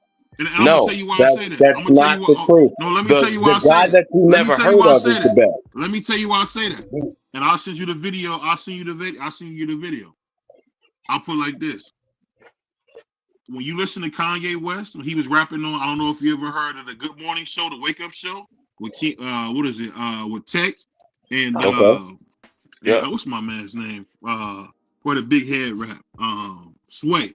You have Sway and Tech, and you hear Kanye getting busy on the mic, just regular. Or if you listen to Saint Vincent Irish Flow with Drake, where he got no production and it's just him rapping. If you're nice like that, you're going to be able to hear it. And that's the thing. I think what DC said was strong. It matters where you at because demographics matter. I didn't grow up down south. So hip hop for me is different for a nigga that grew up in Texas. And it's different for a nigga that grew up in Memphis. And it's different for a nigga that grew up in Chicago. And it's different for a nigga that grew up in Ohio. We're not from the same hip hop. Not because I'm saying so, because the world showed me that. No, I want to say that BC said something that was very poignant. The business of hip hop is dying, But the distribution, because of the distribution, how they distribute it now, or distribute it, I'm sorry. Before you had to go through the label, and the label was controlled by, the entity that allows for media and content to get put out there. So they effectively decide what's going to get pushed, what gets placed, where things land on charts and things like that. Now it's more in the artists because of this social media, so they can get their music off without having distribution deals. And that changed. So therefore, when you try to get songs that may have impact, you might not get it on the top chart unless it's just really been commercialized, or they are somehow, some way tied to a bigger company, a bigger entity. But when you look at life and how it promotes itself to us, look at what's always used in the background. It's us. It's hip hop. I don't think that it's dying. I think, like he said, the distribution of it is no longer controlled by the business side of things and the people that got the power, and they don't like that. When they ain't getting that piece and ninjas is making bread outside of them and what they're gonna let them have, they'll find a way to try to stifle it as much as they can. But it's already in the code of humanity now. I mean, whenever something is big going, it's going to be two things. It's going to be our culture or Latin culture, and it pops all the single time. And then they're gonna make their Latin shit sound like our shit too. And ain't nobody mad at it because they brown too. Yeah, I was about to say. What's so funny about Spanish people I learned, it's like, I don't know how, but a lot of times they got more of a connection to Africa than we do, which is crazy. Yeah, because of the Taino. Yeah, the food, the drums. But I'll say this though, and this is just me talking, man, about one of my favorite music, and that's hip hop. I feel like there's a lot of guys that really got busy, man, and they never get their credit, man. They never get their credit. Steady B. Yeah, he was good. He was good. Man, I like Master Ace, bro. I like Pharoah Monch. What? I like Pharoah Monch from my hood. Like a guy like CL Smooth, I thought was really, really good. CL Smooth was nice. Yo, CL Smooth didn't get his credit. He was really good. He was real life. My neighborhood is so densely packed. I'm from the same neighborhood. The Lost Boys, G Unit, Pharoah Monch. There's so much shit that comes from the little 3 miles that I live in. Oh, you from the South Side? I'm from South Jamaica, bro. Oh, okay. So you over there by the projects? Okay, I know you're talking about. Yeah. I'm by the projects, in the projects. Yo, didn't Leaders of the New come from there as well, or just only a few of them? No, Leaders of the New School not from here. They're from From Long Island and Brooklyn. Oh, okay. Boston and Brooklyn, Leaders of the New School. Is Queensbridge still the biggest project in America, or not no more? I don't know. It's still dangerous. Yeah. I ain't gonna lie. I want the Marcy, man. Me and Miss BVO seeing a bunch of white people over there. I was shocked. But hey, shout out to Fort Greene, man. That's another spot in Brooklyn, man. I like. Shout out to Fort Greene. I mean, J. Rue the Damager, dog. I smash. Ain't the devil happy? Ain't the devil happy? That song stood the test of time, fam. What was that, BC? Ain't the devil happy? Oh, hell yeah. Stands the test of time, my boy. Yeah. I mean, you know, I used to like Helter Skelter. Like. Helter Skelter was nice to rock with them. Rock. Yeah. Sean Price. Skelter, I heard an album. Sean Peaker rap. What's my dude's name? What about that song? While you think of his name, what about that song? It's bigger than hip hop. Remember he lost his voice. Hop. Dead Prez, baby. Yeah. You would know where Drake got some of his stuff from. What you think, BVO? I seen the video one time, man. What's the dude's name? With Grand Poobah, and I say Lord. You talking about? Yeah, that's Grand Pooh, Lord Finesse. I mean, not Lord Finesse. Grand Pooh. He's talking about Brand Nubian. Brand Nubian. That's it. Yeah. Hey, I didn't know they was dancing like that. That's funny. You seeing Lord Jamar dancing. Hey, man. Grand Pooba still Sadat doing X, that's what it was. Sadat X, Lord Jamar, and I Grand hate his Pooh. voice. I hate Sadat X's voice. I hate his voice. I used to love that nigga voice. That nigga come on he spitting got a too. voice, man. He had a unique voice. Yeah. Yeah, like His man saw it. His man like saw a it. He nasal asked for type it. of sound. Yeah, like a nasal type of sound to his voice. Like he, you know what I mean? He talked to he rapped through his nostrils. But it had a nice sound to it. Just together the way that they molded, because they all brought something different. They had a different sound, but they came together and made fire. Grand Pooba is one of the most one-on-one craftiest MCs I ever heard, and he is lyrically dangerous. Yeah, him gifted. Guru, I like him. Guru. Oh, baby. Shout out to Guru, man. Thank Y'all talking my talk. Man. That's what I call Just Do. Just Do look like Guru. That's what I call him. That's why we gave him a voice. Hey, he do though. That's where we started that shit from. Just Do know that. My fault for cussing BVO. I hate me for this. But yeah, that's where that came from. The voice. Because Guru was the voice. You know what I'm saying? One of the most unique voices in hip hop, hands down. Yo, Guru. Rakim. And I like how Guru always. But see, Rakim wasn't nothing without Uncle E. Yo, Crush. Soliloquy of chaos. Yeah, Rakim was nothing without Uncle E, bro. I agree. Hey, BBO, I agree with you 1,000% on that, man. It seemed like everyone else that he tried to work with, the chemistry wasn't there. Rakim has a like he said in his lyrics, man, like he's a pattern you can't follow. You're gonna get lost, and you have to have a certain blueprint for it. And either the only one that had that blueprint for it. So Rakim as an MC, one of the dopest ever. Yeah. Rakim as an MC, one of the dopest ever. As a person, lacks luster. Is that you, T Hill, with that noise? Nah, nigga, but I like how you muted me. But I was trying to see who it was. I'm the only one with earphones on. That's why I said it. Hey, Prize. Yo. Why don't y'all give Fresh Prince no love in Philly? Because he's from the West Side. Oh, I'm glad you just a didn't little something to break the monotony. Hold on, can Prize answer that? I'm not answering that question. That's just crazy. What you mean? He had songs like Fight Mike Tyson, First Rap Grammy. There this nigga go. Why don't people give Prince his just due? I think parents don't understand. That's why I don't know where you got that from, brother. Dana Dane, baby boy. Dana Dane. Oh, you don't like Prince? You don't like Prince? Dana Dane. Listen. I like him. When I was a kid, how could I not? Listen, I got it, Prize. I'll take care of this for you, Prize. All right, BBO. What about his DJ Jeffrey? Was one of the best DJs in Philly. He still is. Not was, still is. Listen. BBO, the thing was, people like Prince. He was cool, but it was really Jeff. Now here in Philly, when it comes to his songs, when his songs is more hip hop, that's what we mess with. Summertime, he's the DJ, I'm the rapper.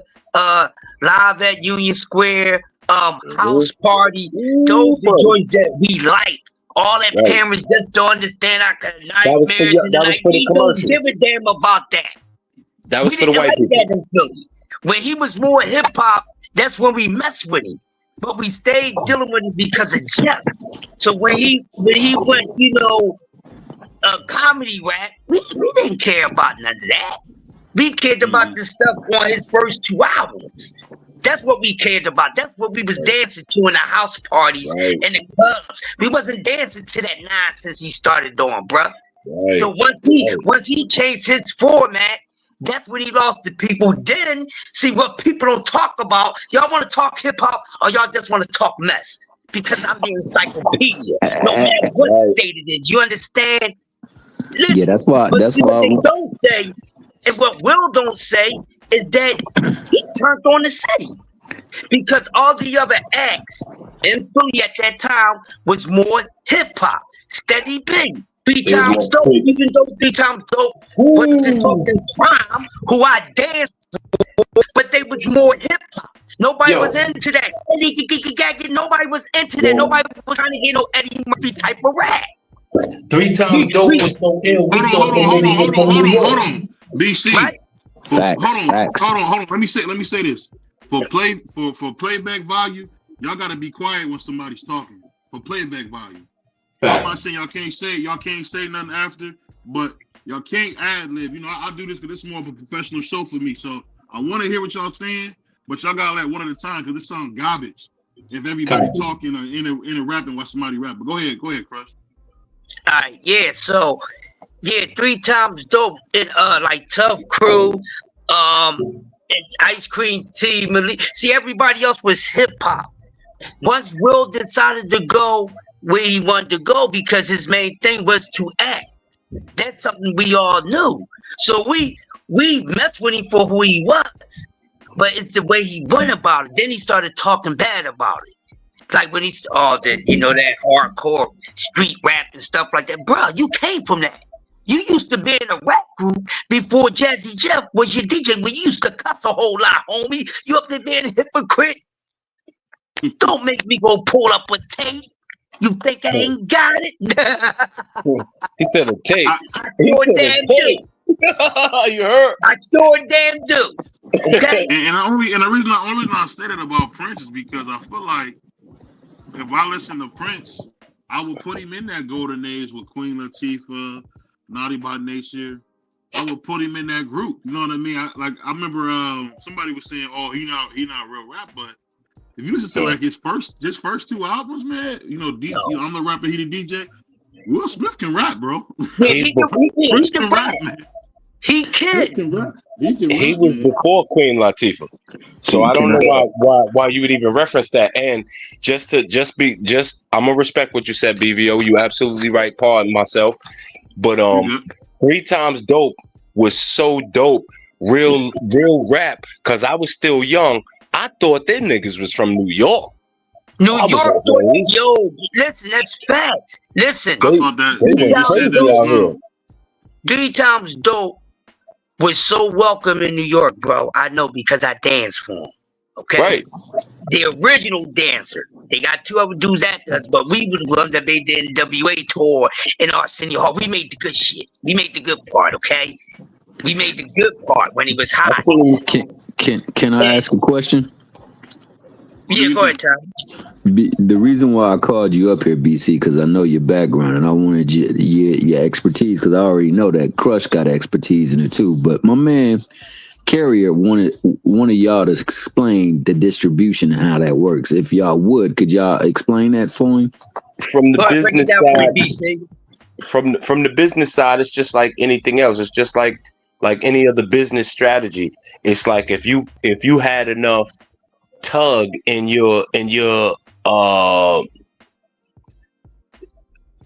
wherever you at, and I lost the word real quick, in your demographic, if you had enough tug in your demographic, if you made enough noise in your demographic, you could not, from the era that I'm from doing music, you could not go to no label talking about no distribution if you wasn't making no noise. It's just not a realistic thing, because at the end of the day, you coming to them with a product and you got your hand out still, because rappers is a dime a dozen.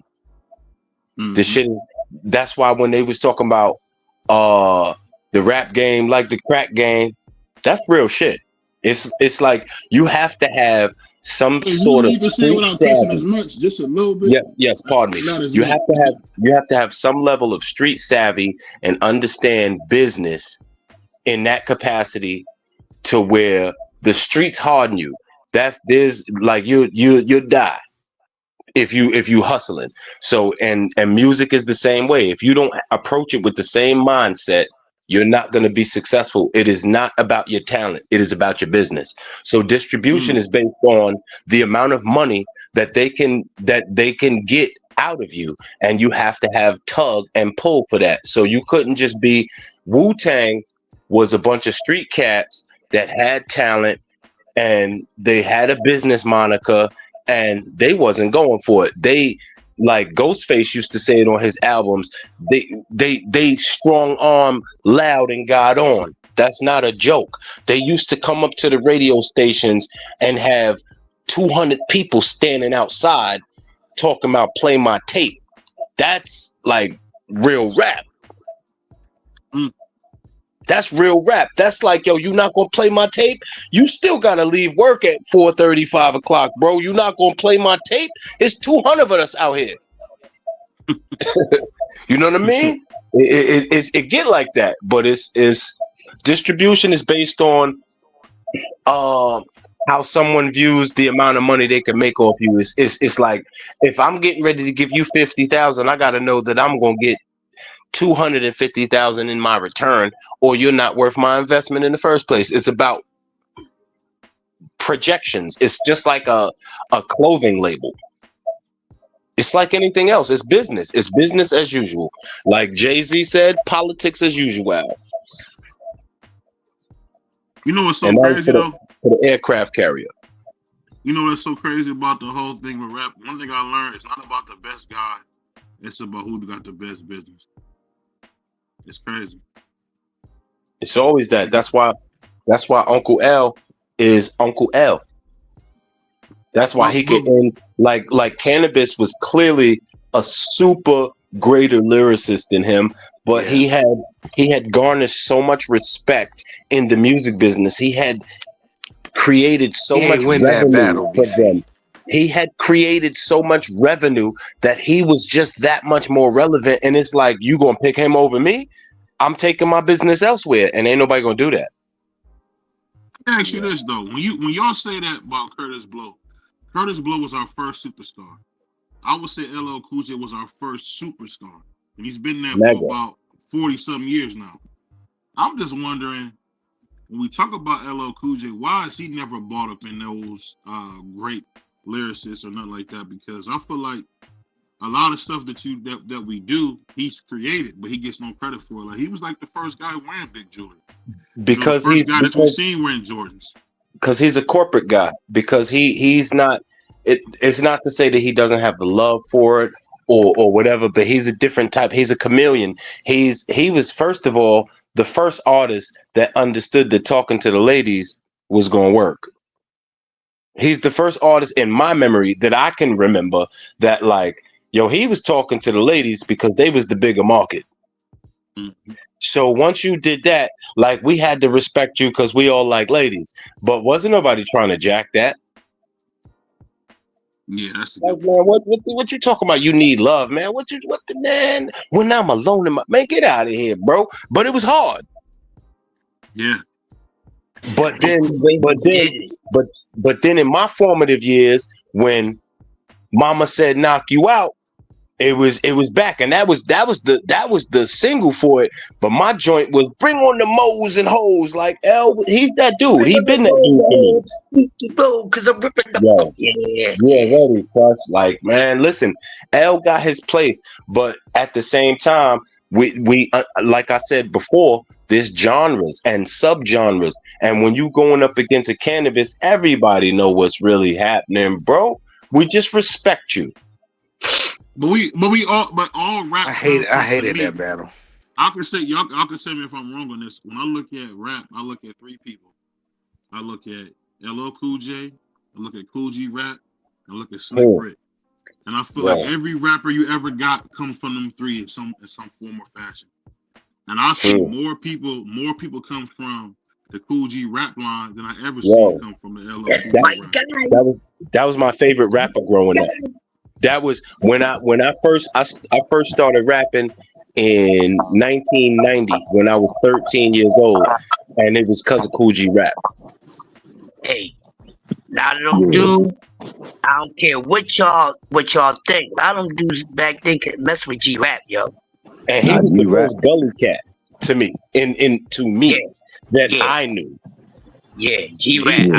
He rapped like he was like the first hood rapper, and I feel like he don't get enough credit because if you talk about the Noah's Ark of hip hop, you definitely got to remember that brother Cool G Rap, man, invented a lot of what we love, man. Well, BBO, what you're saying is like he don't get credit mainstream, but amongst the artists, it's like you know how people be saying people trash on the court or on the field, but the people that actually be on the court and on the field be like, nigga, you don't know what you're talking about. That Mickey Fricky's a killer. Everybody that has been an artist know Coogee Rap and can point to them as a part of their, like you said, and like BC just said, he started rapping because of Coogee Rap, one of my favorite rappers of all time, and he inspired the nigga Master Ace. And man, you listen to Master Ace, you can see that brother loves him some Coogee Raps, bro. Coogee Raps. Big Pun. People don't even realize Big Pun took Coogee Rap's whole flow. Yeah, Big Pun is a.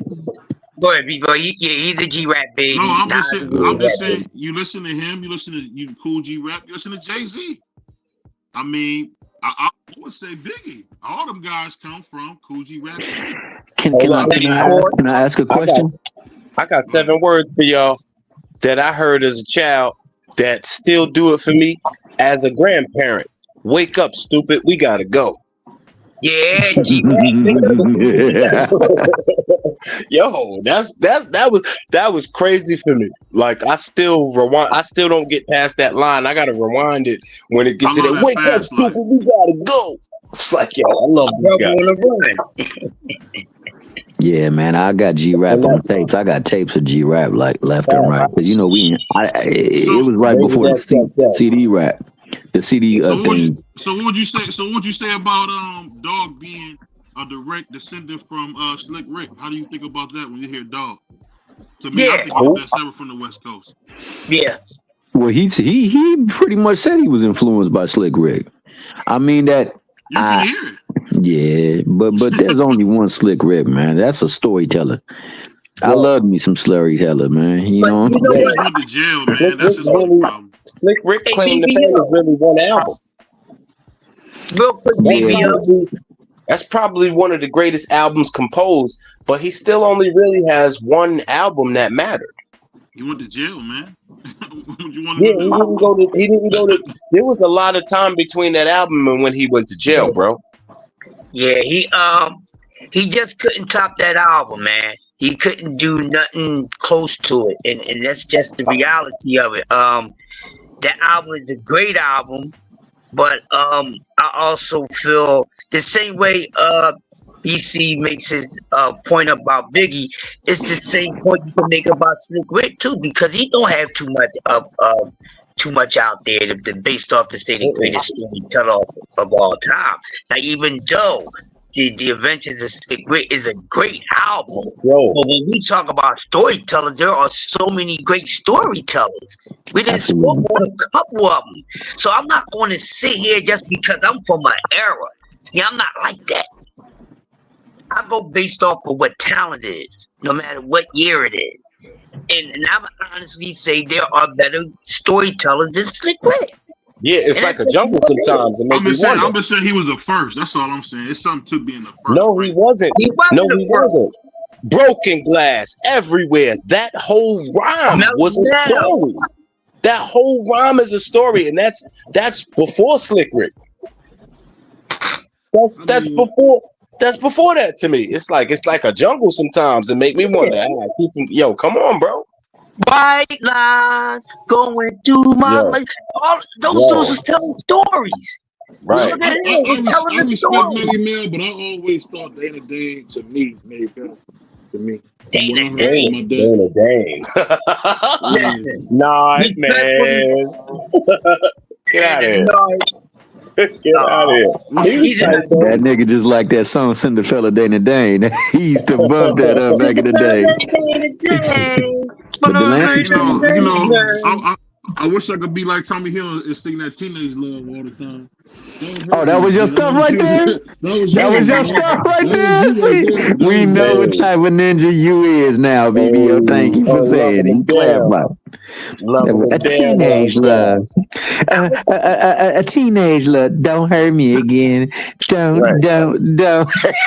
Man, that's your boy all day. See, you don't get mixed without that kind of without that song. You know what's my favorite song on that album? What's that? And it's none of the hits. My Tell favorite me, song on that album Cowboys and is Indians. The Moment I Feared. It was the moment I feared. Yo, what the? I just know y'all not in Mona here. Lisa is some of the best songs. Don't always wind up being the singles They and be on the B sides, bro. I swear to you, some of the Yo, Crush. I know y'all not in here. I just know y'all not in here. Yeah, the moment I feared was hard, but my joint was Cowboys and Indians. Yeah, I love me some Cowboys and Indians. Crazy ass. Yo, my fault. That song was out of pocket. Super. Damn, I lost my question. We gotta do this more often, man. Shout out to my man BC for coming through. Shout out to my right hand. If you see me, you're gonna see Prize. Definitely shout out my brother T Hill. Yeah. Shout out my brother Crush. And I'm gonna tell you this, man. The Sports Talk Network is back. You know, we finally got Tommy Hill off his stretches, so we back, man. Make sure y'all show us some love. The Sports Talk Network is back. You know, we seen Thomas Hill half dead, but we got our guy back. So my little homie hat dead. Keep a lookout for us, man. And we going, y'all. Peace. Easy, fellas. Thank you.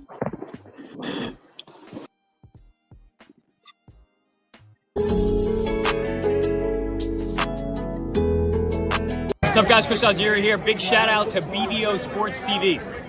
Shout out to BVO Sports TV. Make sure you tune in right away. Hottest in the city, hottest in the U.S. Hello, hello. It is your girl Maya, and I just wanted to give a shout out to my fellas at BVO Boxing. What's up, fellas? How are you guys? Hopefully great. And I will be seeing you guys soon. Shout out to BVO Boxing. You understand? Check the boy out. Check the kid out. You understand? Shout out to the whole YTBC, and definitely shout out to BVO Boxing. Go check him out on YouTube. One of the dopest content creators. Strike red lightning! Give power to my Megazord! Welcome to BVO Sports TV.